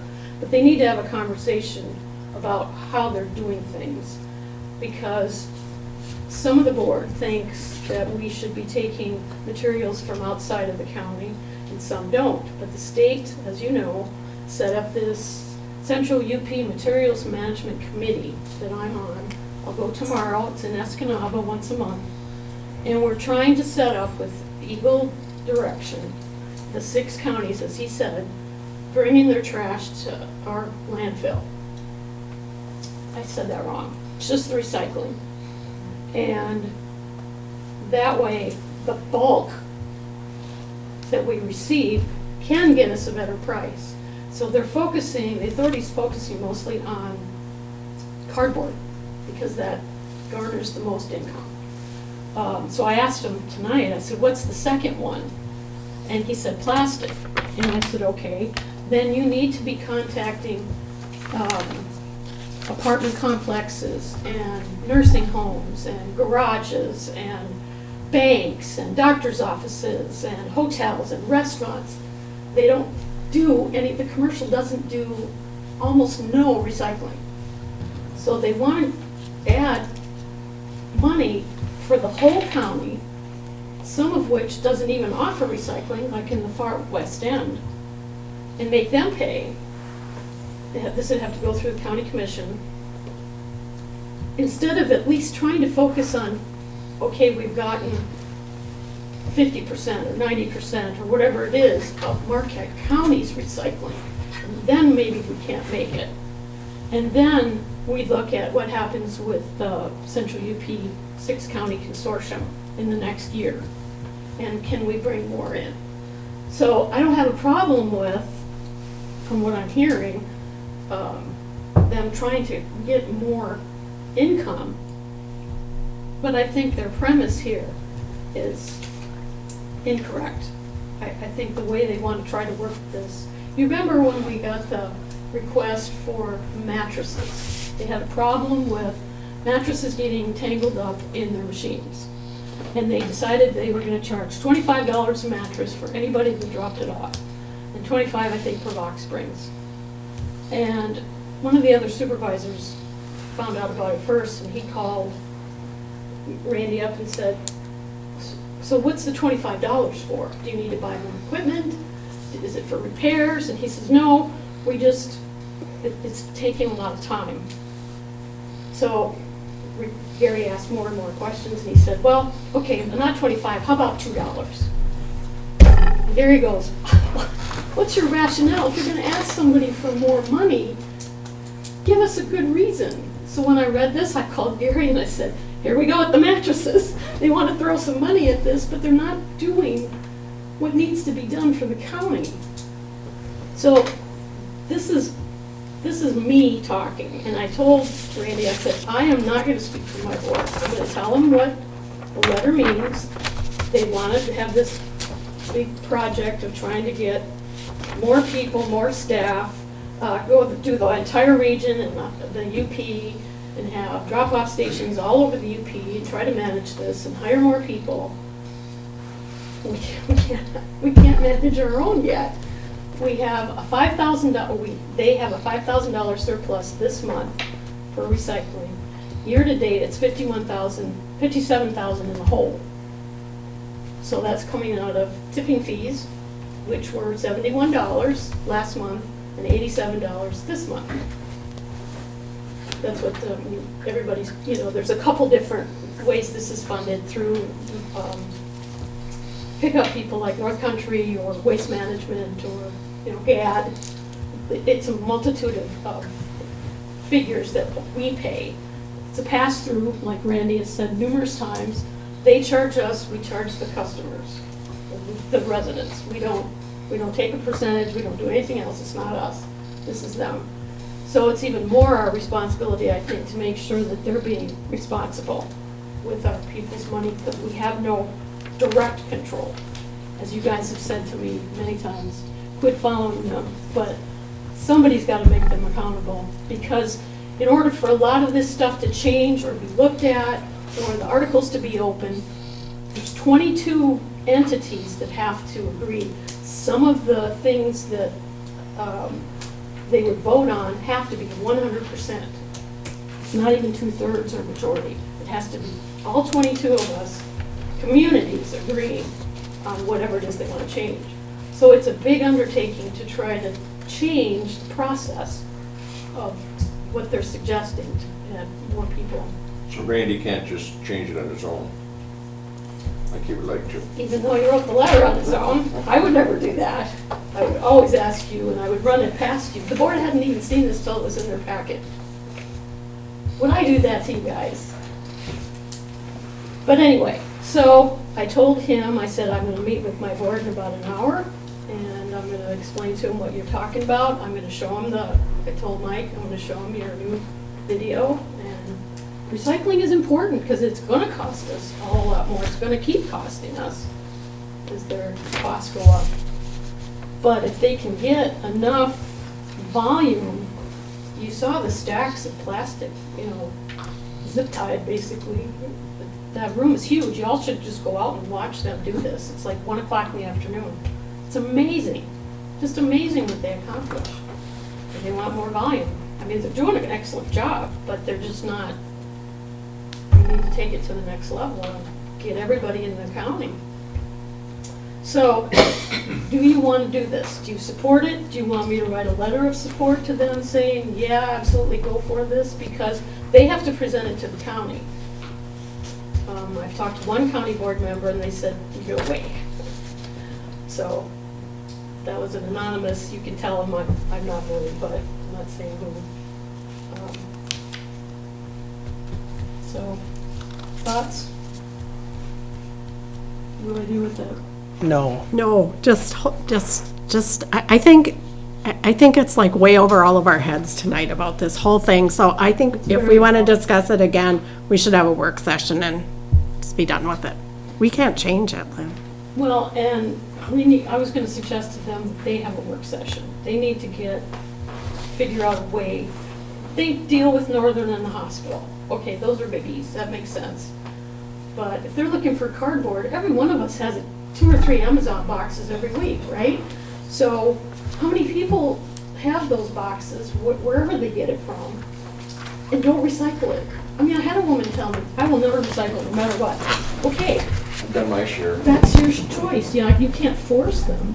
But there are people that just don't know. My doctor's office had a whole bunch of stuff piled up. Pop cans and bottles and plastic and stuff, so they weren't recycling. Gas stations, motels, restaurants. They're not even approaching them. I have to admit, back in the day, few years ago, I never thought about recycling much. Yeah, Now I try to, at least every 2 weeks, fill my recycling can up. Sometimes it's every week, and it's overflowing, right? Me and Amazon are pretty tight. Yeah, I've got Amazon boxes too. And Kohl's, and yeah. But anyway, so these two said no. What are you guys thinking? We need to, I think, discuss it more. The biggest issue is that it's a losing proposition. I mean, recycling as a whole, we're always going in the hole. And is this actually going to fix it, or is it just a quick fix Band-Aid and it's going to continue to snowball into a bigger problem? Two of the things that frustrate me with the recycling program is how fussy they are with the things that they take. Sure, they take plastic, but they like the thick plastic, not the thin plastic, so no yogurt containers. Oh, yeah, You know, you can do yogurt. but they like thick stuff, though. And so then the other part of it is that, you know, why aren't they taking glass besides you have to haul it over to the other place? You know, I mean, glass would be phenomenal. I haul mine up there at least the first Wednesday. We don't have to go to Sands, you can go to North Country because that's who we deal with, but. So this sounds really, we could go on and on and on about this, but I think we should either have a special session or kind of just move on, because, There's only so much we can do. I mean, if you want to have a work session, that's fine, but yeah, well, unless you if, want to try to come up with a solution to present to them. but that would be a good work session issue. If this group wants to do that, then ask them if they want to do that one. You want to do that? Yeah, I'll do a work session on it, sure. Okay. I'm opposed to any work sessions. Let's wait till John gets back and make sure that he can attend. And we'll put it on the next agenda, have a conversation. Maybe more will come of it after in the next one, you know. Rob want to speak to this And too. because I reserve time, Yes, sir, thanks I for will coming. go with mine. Just don't want to forget to do this. It was probably 2016, 17, 18-ish. We found out that none of our recycling was being recycled in Marquette County. The wool had been pulled over our eyes for many, many years. So I'm going to give 906 Recycle 906 a little bit of credit. Once they were called out on it, they did move forward. There was a lot of people at that time that said that they would be proud to recycle even if it cost them an extra $1 a month. This is less than $1 a month, so it's really not that big of a deal. The other thing in that video that might have kind of washed over us was that it's a requirement for anybody that has curbside garbage pickup to have curbside recycling in the next 2 years. So that is going to bring on a little bit more volume, but probably not as much as we would hope. I just saw North Country posted on Facebook with Recycle 906 that Richmond Township is going online August 1st with recycling curbside. So there are a lot of things moving forward, so I think that's going to be a good thing. As far as the letter that Randy wrote, I looked at that community size thing, and I was a little miffed at first too, and then I tried to figure out where the commas were in there and if it could apply to us, and that's probably a Roger question, but knowing that that wasn't coming from the board would make me also want to delay this a little bit too, so I think a work session on it would be a great idea. But from one resident, I would not be opposed to even $1 a month if it meant that recycling was pushed a little farther forward. And when it comes time for budgeting next year, I would again encourage you to charge per cart for garbage, because I'm seeing a lot of two-person households that are purchasing an extra cart and putting out 2 carts of garbage every week, and I just don't understand how 2 people can possibly produce that much garbage. So that would be a a revenue stream for the township to balance that out a little better. So the people that are producing more would pay a little more, and that would help with our recycling budget-wise. Thank you. Thanks, Ron.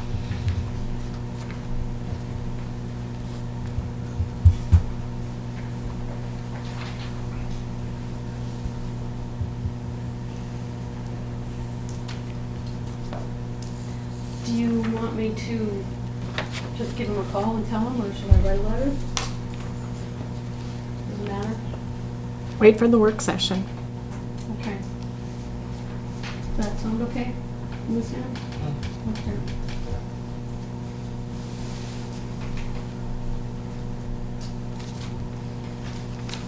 Okay, I only have one thing to share for community linkage. If you didn't watch the county board meeting last night, they offered the administrator's job to Dwayne DeRay, who's the director at the airport.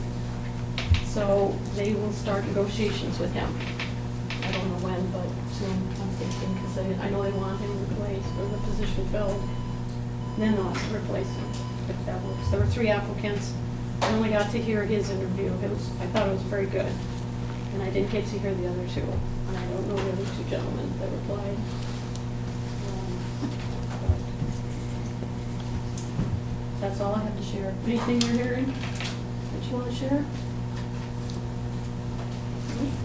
Okay. I did hear some people, this just goes back a few months, but I'll say the deer signs, some people commented and they got moved. Oh. They're close to where the deer actually are crossing now, so that's a good thing. The deer are paying attention to the sign.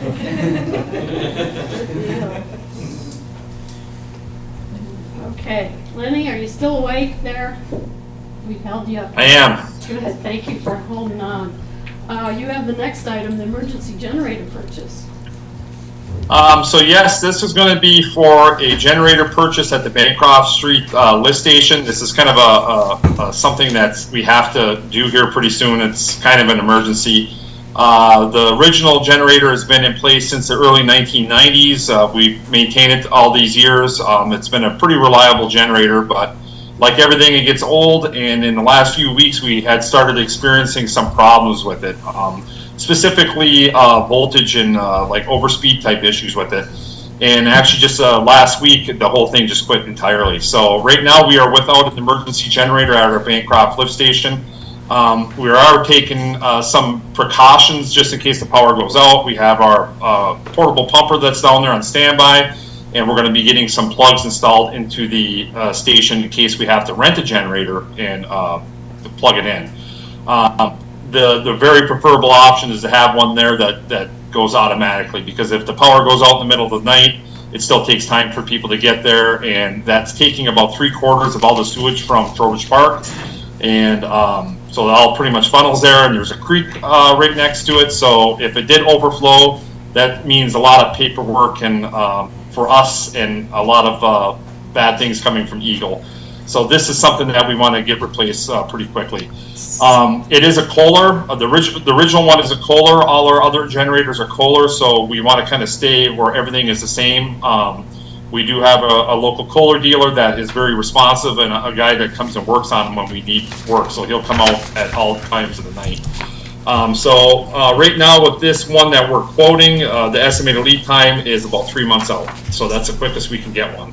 So, like I said, up until that time, we're going to try to have we have an emergency pumper there. We're going to get some plugs installed in case we have to put a portable one there.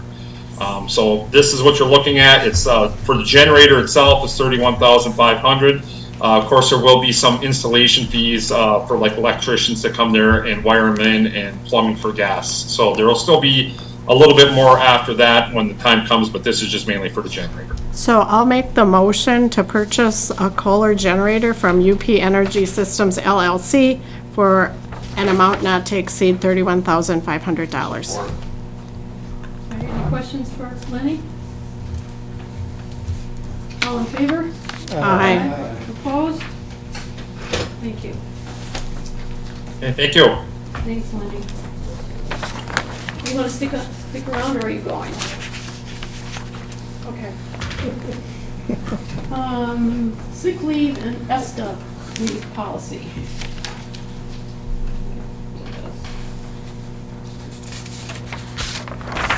Michelle, do you want to kind of give us, since John's not here, can you give us nothing? Okay, that's fine. That's fine.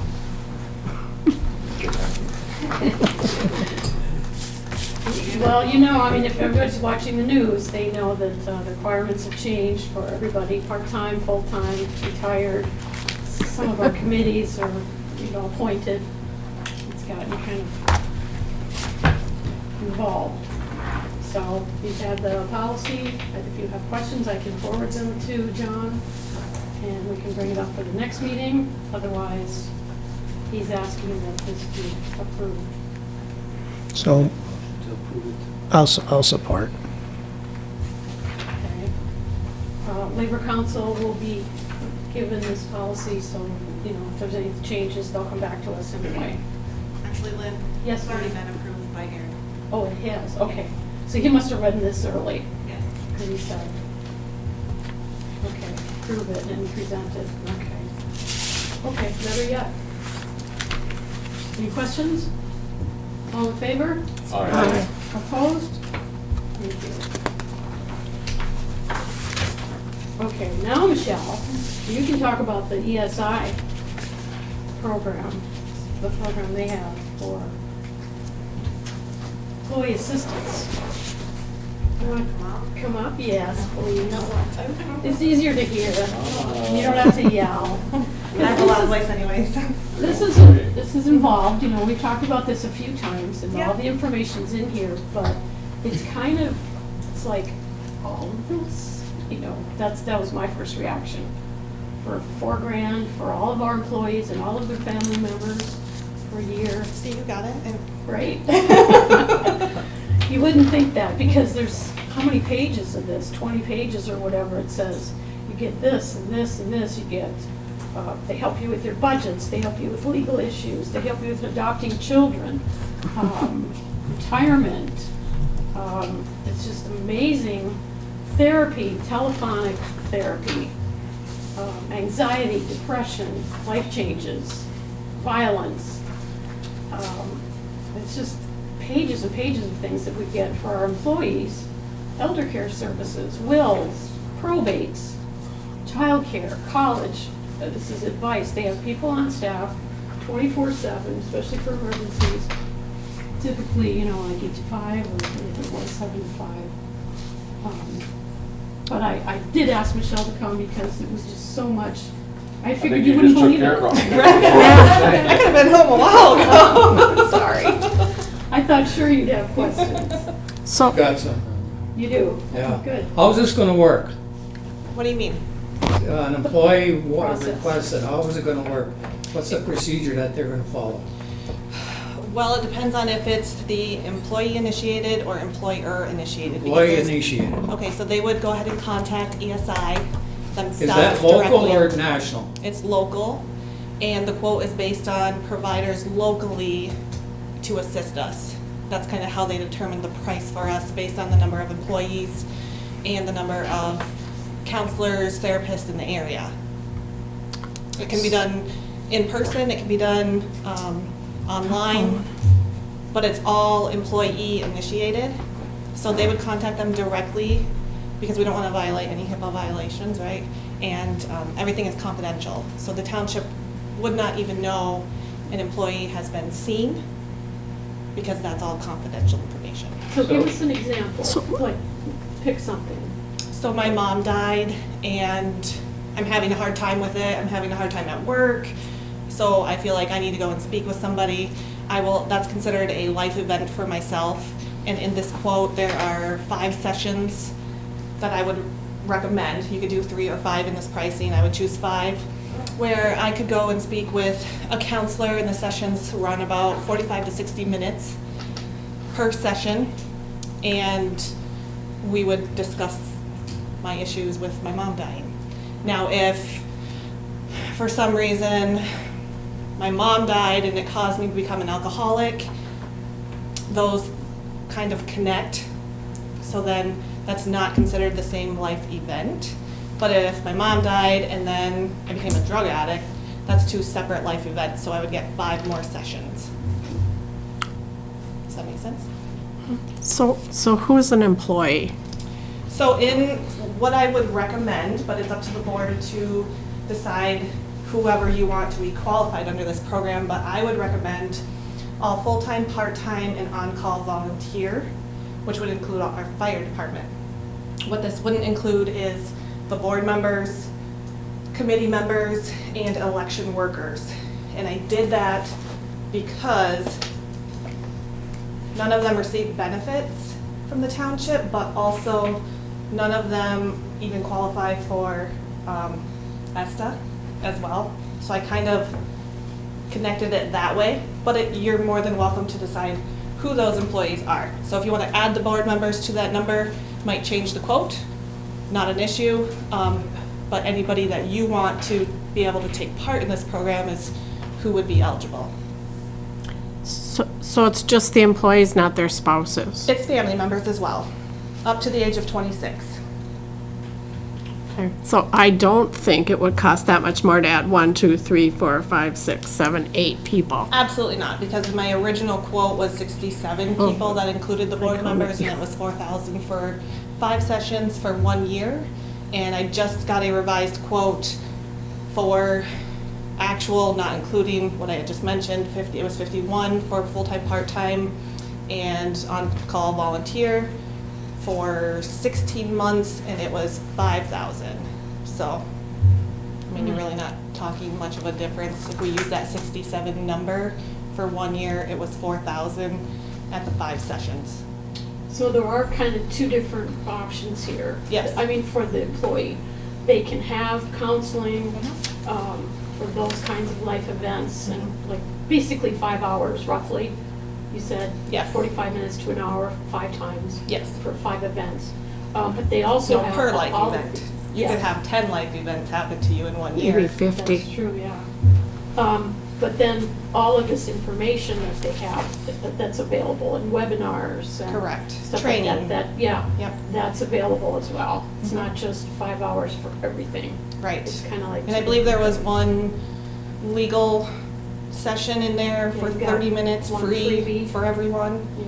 So if you just had generic questions and you just wanted to ask somebody without finding somebody, you could do that as well. Many, many options. That sounds very reasonable. Yeah. To me, it does. So you'd want to add the board members? For a few dollars more, why not, I guess? I mean, I don't know who's gonna ever use it, but Well, and it's it there is. if you want it, Yeah, if you it's need it. like she said, one of us could lose a spouse unexpectedly, or go bankrupt, or get sued, or, I mean, there's Yeah. 100 different things that could happen. It doesn't just happen to employees, it could happen to us too. John, did you have more questions? Yeah, I'm still confused. Individual is suicidal. Sure. They call that 800 number. Is that somebody local here, or is that somebody away? Because they're gonna need some intervention. Sure. And how is that gonna be handled? I mean, is it, if it goes internet or national, is it gonna be referred to somebody locally here to get that taken care of, crisis management of some kind? Well, from my understanding of our pricing, because I had to include zip codes in our census to ESI, that was so that they could determine if they had enough support here for us. And they said they did. And they said they did. That's how we got our quote. Yeah. And so are all of the sessions, roughly 5 hours, are those just on the phone, or did you say in person too? In person. Yeah, it could be in person. Okay, I thought I'm so. sure it could be on the phone, it can be online. Okay. Yep. So that makes it easier, yeah, if it's here.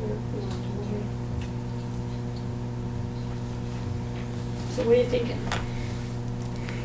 So I would need to know who you would define as employees under the ESI for our contract to get a accurate number.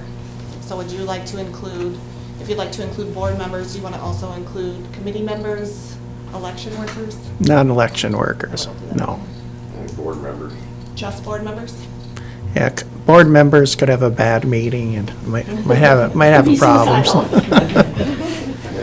Committee members are just recommendational, so. Yeah, they're appointed. Okay. So I would, Commission, I don't know. I can get you, actually I already know it.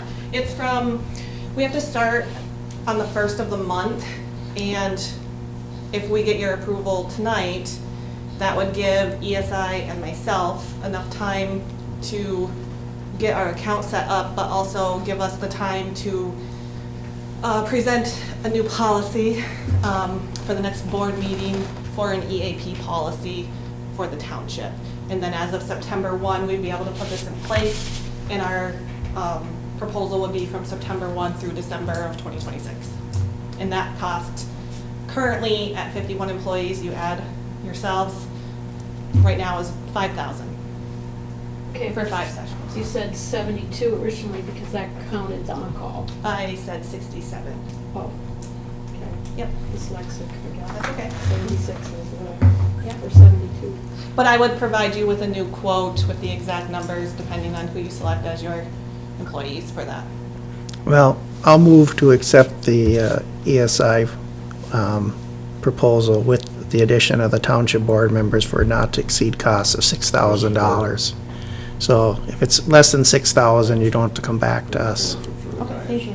And gals. But that doesn't include the on-call, correct? No, it does on call. It does, okay. Yeah. Oh, yeah. I just want to make sure she knows. So the only ones not included would be election workers and committee members. Correct. Okay.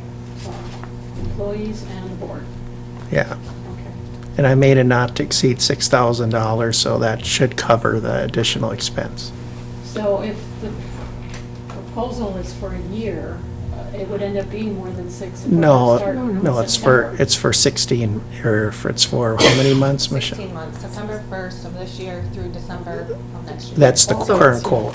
That the quote is for that Yes. time. Okay, I misunderstood, because I thought this was a year.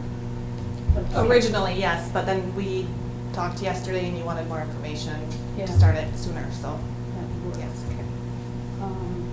Do I have support on that? I did. Okay.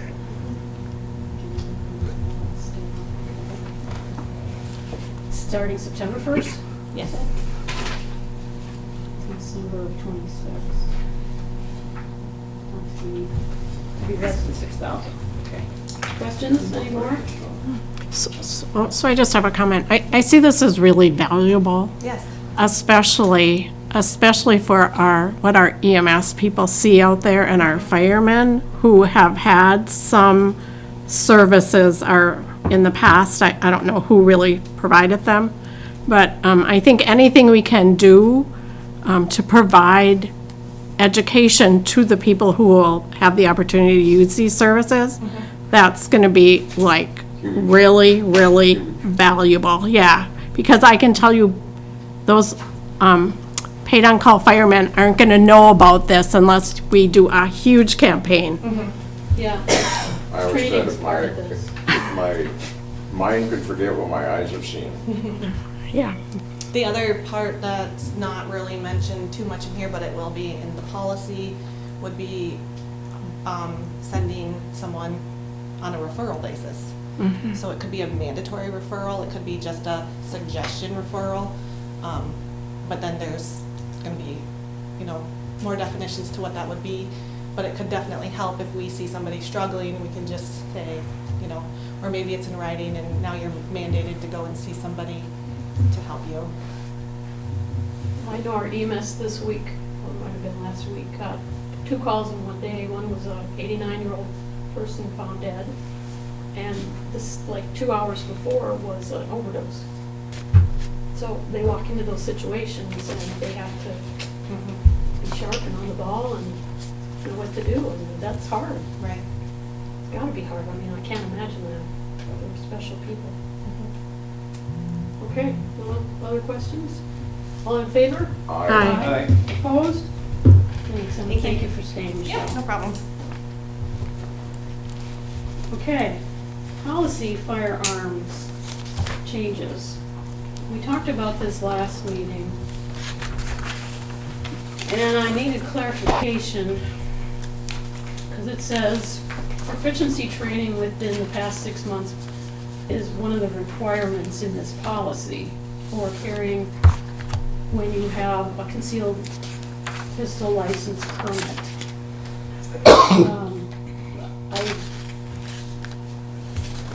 We had changes, some from legal and some questions that we had. last version, I cleaned it up and I put the old one in here because I had taken out, Roger just said, the first two paragraphs are the same, and they are basically. And I had cleaned that up and I gave you the wrong copy, so I'm sorry about that. I also talked to the sheriff in the meantime, and we did a joint call with one of the deputies that's an expert on the CPLs, and asked them about the 6-month requirement, because when you get your permit, it's good for 5 years. And in the paperwork that you sign when you renew it, it says, and I have completed some kind of proficiency training in the last 6 months. So that's what I was thinking that this referred to. So when I talked to Manager Kangas, he said, no, the township at the time when they set this up wanted to have proof that all of the people who were carrying had training in the last 6 months. So personally, I have a problem with that, expecting people to go out and probably pay to have some kind of training. John says that you can go out and shoot a target and bring it in and put it in your file. And I thought, Lenny and I were talking about this, and he had a bunch of questions today too, and that's why I asked him if he wanted to stay to comment. The state and federal governments say that you're good for 5 years. Why would the township require 6-month intermediate training and proof? I mean, it just seems, if we have to do it, we have to do it, but it just seems excessive. And then, Lenny, you were asking about the sporting license. I've got a fishing license. Does the township need a copy of that? Because you were saying that you didn't think that had anything to do with firearms, which I agree, other than the hunting, you know. Right, yeah, so I mean, in order to get your CPL in Michigan, you do have to take that initial course. I think to recertify when you're in a renewal stage, you have to certify that you've done some training and shooting at the range, but I believe that training, that 3 hours of review, can even be self-studied. So you don't have to go out and re-get an NRA certified course for renewal. You can self-study and do your training at the range, and you do not need a hunting or fishing license for that. So Roger, would you read that paragraph that you said you wanted to add to? Oh, You had it written. keep in mind that this is coming up to the board because last year, or maybe it was earlier this year, time is a blur, you modified the fire department policy. Yeah, that went in effect the first of the year. So the fire department policy is different, and this addresses that. It addresses it twice in this version. Yeah. But it also provides that bringing any firearm or other dangerous weapon onto township property in violation of law, regulation, or township policy can be a disciplinary offense. And that's already in your fire department policy, and it lists a whole bunch of like 20 different things that could potentially be offenses depending on the severity of them from a disciplinary standpoint. The two policies, even though essentially the fire department cannot carry onto fire department property or vehicles, if you do, it's a violation of the policy. To be consistent, the township personnel policy should have a similar provision. And that was the one I just read to you. And you would logically put it in section 7.2A. Okay. So my question, okay, go ahead. I got a question. If the fireman's on his way to go to camp, he just packed his truck, he's going to camp, to go to deer camp or whatever, and he's got a firearm in his vehicle, and he gets a call to go to a fire, and he's on his way, and he goes to the fire hall to go to the fire, and it's still, and he locks it in his vehicle, is that acceptable? I think it does say in their policy, we talked about that. I know, but I'm not 100% clear on it. Well, I didn't bring section 4.3. Yeah. It's section 4.3 of the fire department policy if you want to look at it. We can spent talk about that. hours talking about that with the chief essentially on how he was comfortable wording it. My general recollection is that it's okay to have it locked in the vehicle if it's inaccessible to anybody but the vehicle owner. I can double check that, but that's been voted on That's and the only thing discussed that at length makes, before. yeah, that makes sense if you, otherwise it doesn't make sense. You know what I mean? But you cannot, the chief's concern was primarily, most departments apparently don't allow a concealed, a CPL type of situation on a fire truck or responding to a call. And did not want to have the situation where the call comes in, we've got to get everything ready to go, jump on the truck, and, oh, I've still got my concealed pistol. Wanted to avoid that scenario from occurring, so therefore they're not to be carrying open or concealed on fire department premises or vehicles was the idea.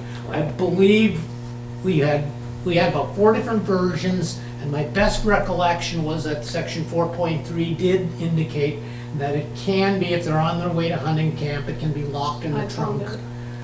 Or as long as, and I believe the term is inaccessible, because there was even a minor discrepancy between inaccessible or unavailable between the two policies, and that's been tightened up to be inaccessible. In And the the inaccessible, policy, not in the fire department policy. I believe it's in there too. It's not, we didn't change it, because I asked that at the last meeting. Because we'd have to bring it back to the board. Oh, and okay, approve that, right. Yeah. But in any Then event, this says so that reconfirms that the unavailable / inaccessible to others is in there. It can be locked in the, I found it, I can read it. It in a says, vehicle, okay. neither, this is the fire one, neither long guns, and then parentheses, rifles, shotguns, traditional and black powder, nor handguns, parentheses, any configuration, may be stored or carried, this says neither, okay, may be stored or carried, either open or concealed, on fire department property, vehicles, or apparatus, including EMS, by fire department personnel while on duty, provided, however, that long guns and pistols may be stored in a personal vehicle on fire department property if secured and unavailable to other staff or a member of the public. So that was in the fire manual we approved in January. So, John must be thinking about me. Roger's recommendation was that the personnel manual mirror the fire manual, so they're connected, because if it's not in the fire manual, they go to the personnel manual. So this document, my question to the board is, since this was written it was updated in 14, we talked about this, in 2008 I think this was written, and then updated with legal in 2014 and 15. Anyway, my question to the board is, should we require this 6-month proficiency test proof? I think it's a little bit excessive. And like Roger said, the first 2 paragraphs, I do have that somewhere in here, are redundant. That needs to be fixed. And he wanted to add that other paragraph. I didn't get that in either. And I don't know about the hunting and fishing. That doesn't make sense. That you'd have to have a sporting license. Unless, okay, well, you don't need a CPL for a hunting gun. You need a license.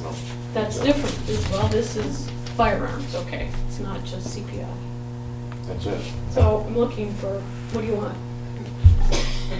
You want your paragraph. We want to take 1 and 2 and combine them, like we did. 6 months, what do you think? Soil. I don't need that. Okay. Sporting license, hunting, fishing.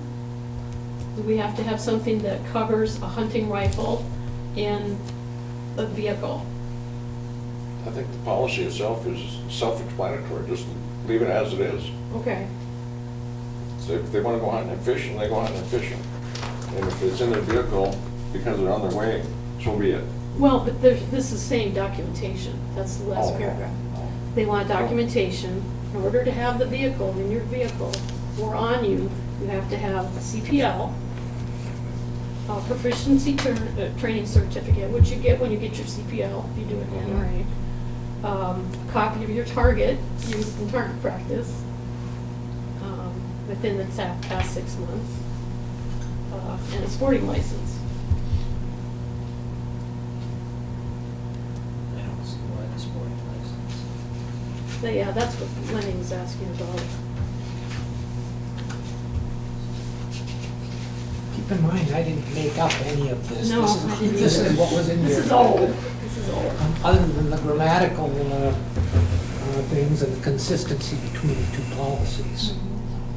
So, merge the two first paragraphs, take the 6 months out. Sporting license, Take it out. take that out. Target practice, No. so the documentation requirements are the CPL and some kind of proficiency training certificate. But not for 6 months. No, It's just proficiency training. the fact that you have it, yeah. If, Once you have it, you have it. so maybe we should have, every time it's updated, because it's a 5 years license. Right. So every 5 years, you should have a new That one would in. make more sense. Okay. Can I give a suggestion? Absolutely, Um, Lenny. So I guess maybe when people re-update their CPL, maybe they provide proof of the renewal, and that also has a certification that you've had your proficiency training and you spent your range time. Right. That would be your documentation right there. Yeah, because if whatever in your HR file is outdated, you're not Yeah. official, you're not legal. In order to pass your CPL, you have to have range time, period. Yep. And you have to pass it, Yep. period. Can you sign off that you did?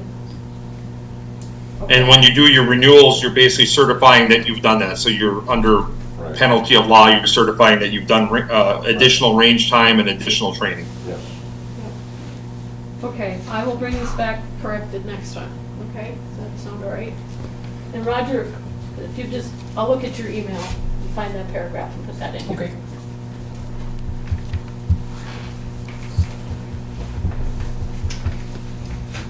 Okay, thank you for that. Lions Field. Well, is we next. didn't do anything Oh, on we it. didn't, did we? Do you want a motion to do that and bring it back? You're so picky. Motion, make the amendments and bring it back to the board. Second. Is that a second? That was a second. Okay. All in favor? Moving on. Aye. Aye. Aye, aye, aye, aye. Opposed? Now, Lions Field. Oh, that's John, and he's not here. Lenny, what can you help us with on this? Anything? Tennis pickleball court at Lions Field? So pretty much what John has down here is very accurate. It's what the current quiet times are, and he's suggesting new quiet times. So basically going from 10 p.m. to 7 a.m. is quiet times, maybe adjusting that to 9 p.m. to 8 a.m. And then with the pickleball, adjusting that to as a quiet time or actually a ability to play pickleball from 9 a.m. to 8 p.m. So right now, I believe like even in the winter time, when the lights go out at the hockey rink, I believe it's around 9 o'clock. Okay. What's your pleasure, board? So pickleballers, someone here plays pickleball. I do not, but I do know they like to play in the morning, and they're not there all day. Yes, they are. Well, I was there the other day, and there was no one on the court, so I guess we would have to set someone to be there all the time. But they do start early in the morning, and I guess they maybe play before they go to work. I don't know. It was loud. The people that were there did hit the ball, and yes, it does make a sound, just like the crack of the bat when you hit the bat, the ball and the bat connect. I did ask about putting some sound stuff up, okay? And Lenny was gonna look into the cost of that. I did check the one out by Sam's, and they do have sound barrier around theirs, even though someone said they did not, they do. I could see the black stuff. I don't know, Lenny, did you find anything out? I did not. When I drove by there, I didn't go right in there, but when I got kind of close, it looked like, I don't know if it was actually sound barriers or if they just had like coverings through the fence. Yeah. So I don't know how that would react with the sound. Yeah, and I do know, no one was playing at Sam's when I drove by, but it was the middle of the day. So, I think we need to do we have people who play there all the time, and the pickleball leagues, whoever they are, I don't know them, but they, are playing there too. And no one's asked the pickleballers anything yet, have we? No, but the pickleballers did come to us before we fixed the court. We spent a lot of money and time on it. And we put money and time into it. I don't know if they put any money into this. I don't know. John would know that. Yeah, so, I think you're making rules without asking all the players. Guess that's a little bit of a pun, but, Why aren't they here to complain or This is agree with just us then? a recommendation. Why aren't they here to complain or agree and defend their position? That's what he's doing, that's what we're kind of doing.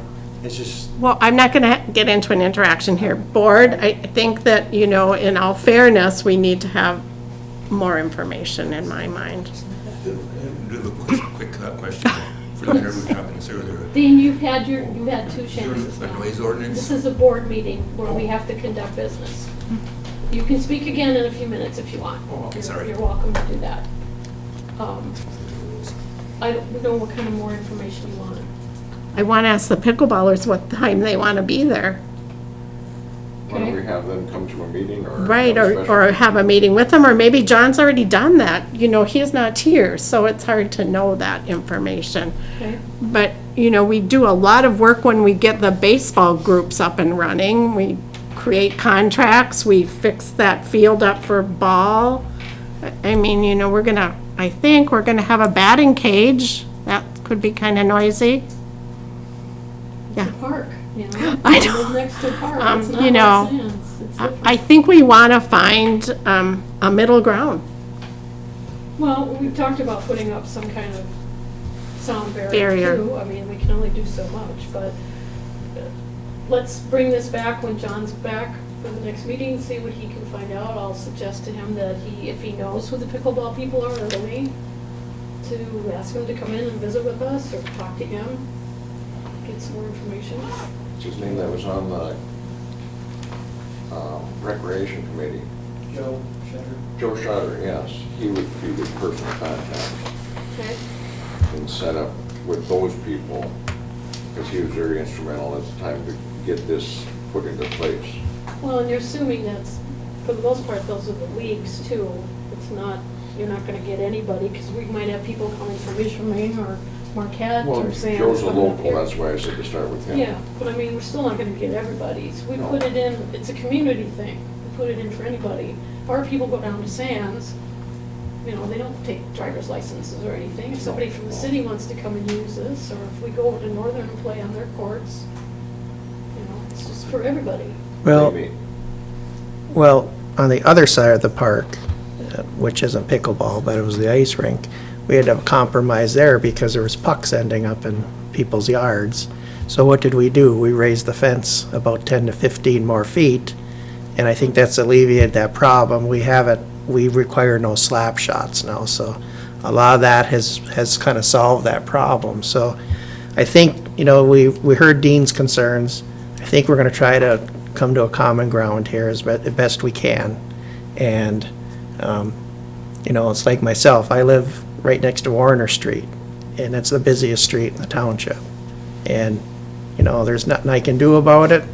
I just try to do the best I can at what I have. So I think the best we can do is we'll come to a compromise of some sort. Okay, we'll talk to John when he's back. So I'll move to take this agenda item to the next meeting. Support. All in favor? Aye. Opposed?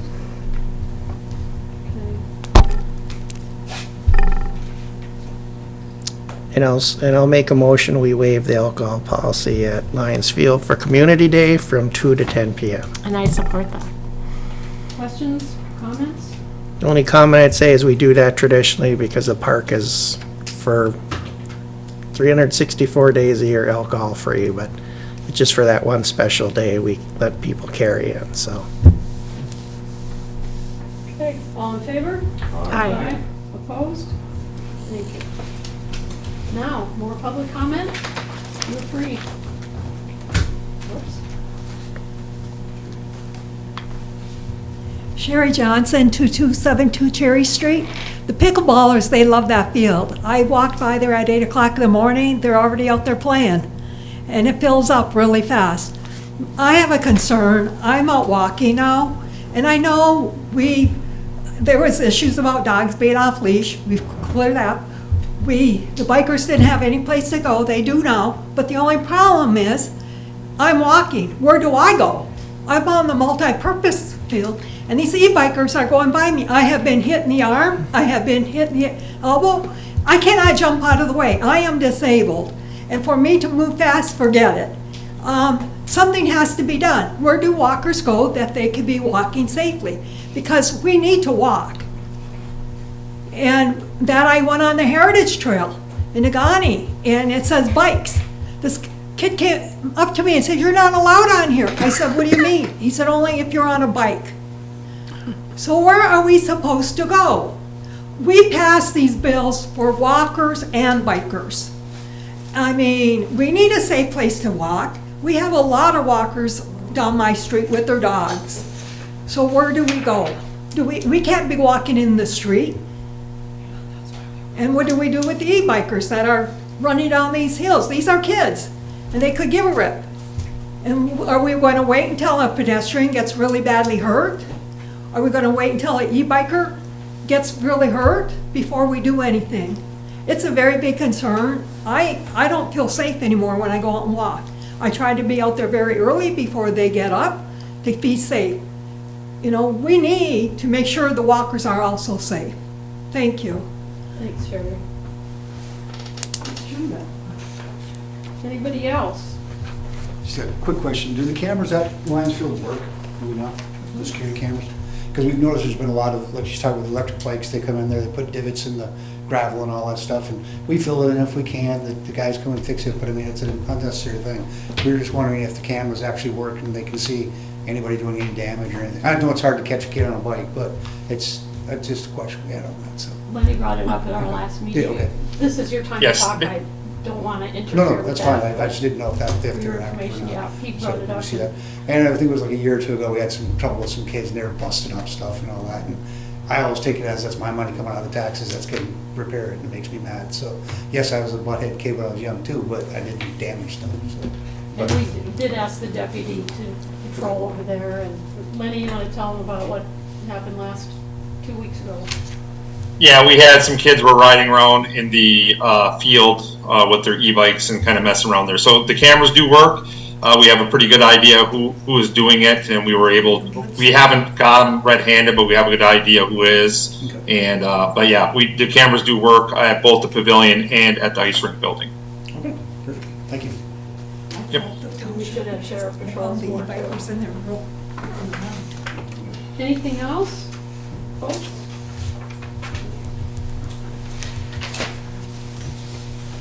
Is there a noise ordinance? I was talking to Leonard earlier. And apparently, in the township, but I understand as far as people are talking, somebody 50 feet away can hear them, they're talking too loud. So whether I'll picky get on that, but is there a noise ordinance? And one last thing as far as sometimes there's a break in the action, but pretty much there's people there all the time. So it's on hand. And so I'm a senior citizen. I like to live out my golden years like I planned on. Not with what's going on now. So. Okay. All right, thanks. Thank you. Appreciate it.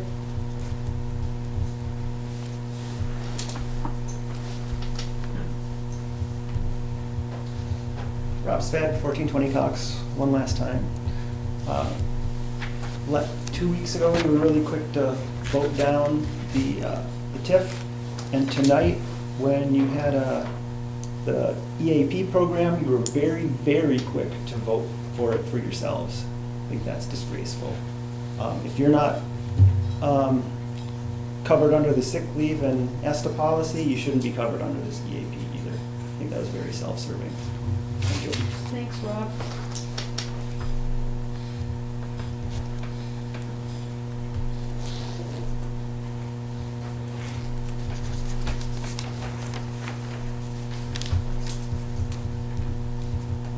Anybody else? Okay, any board announcements? That's usually you, Randy, you got anything? Very quiet in the elections world right now. Very quiet.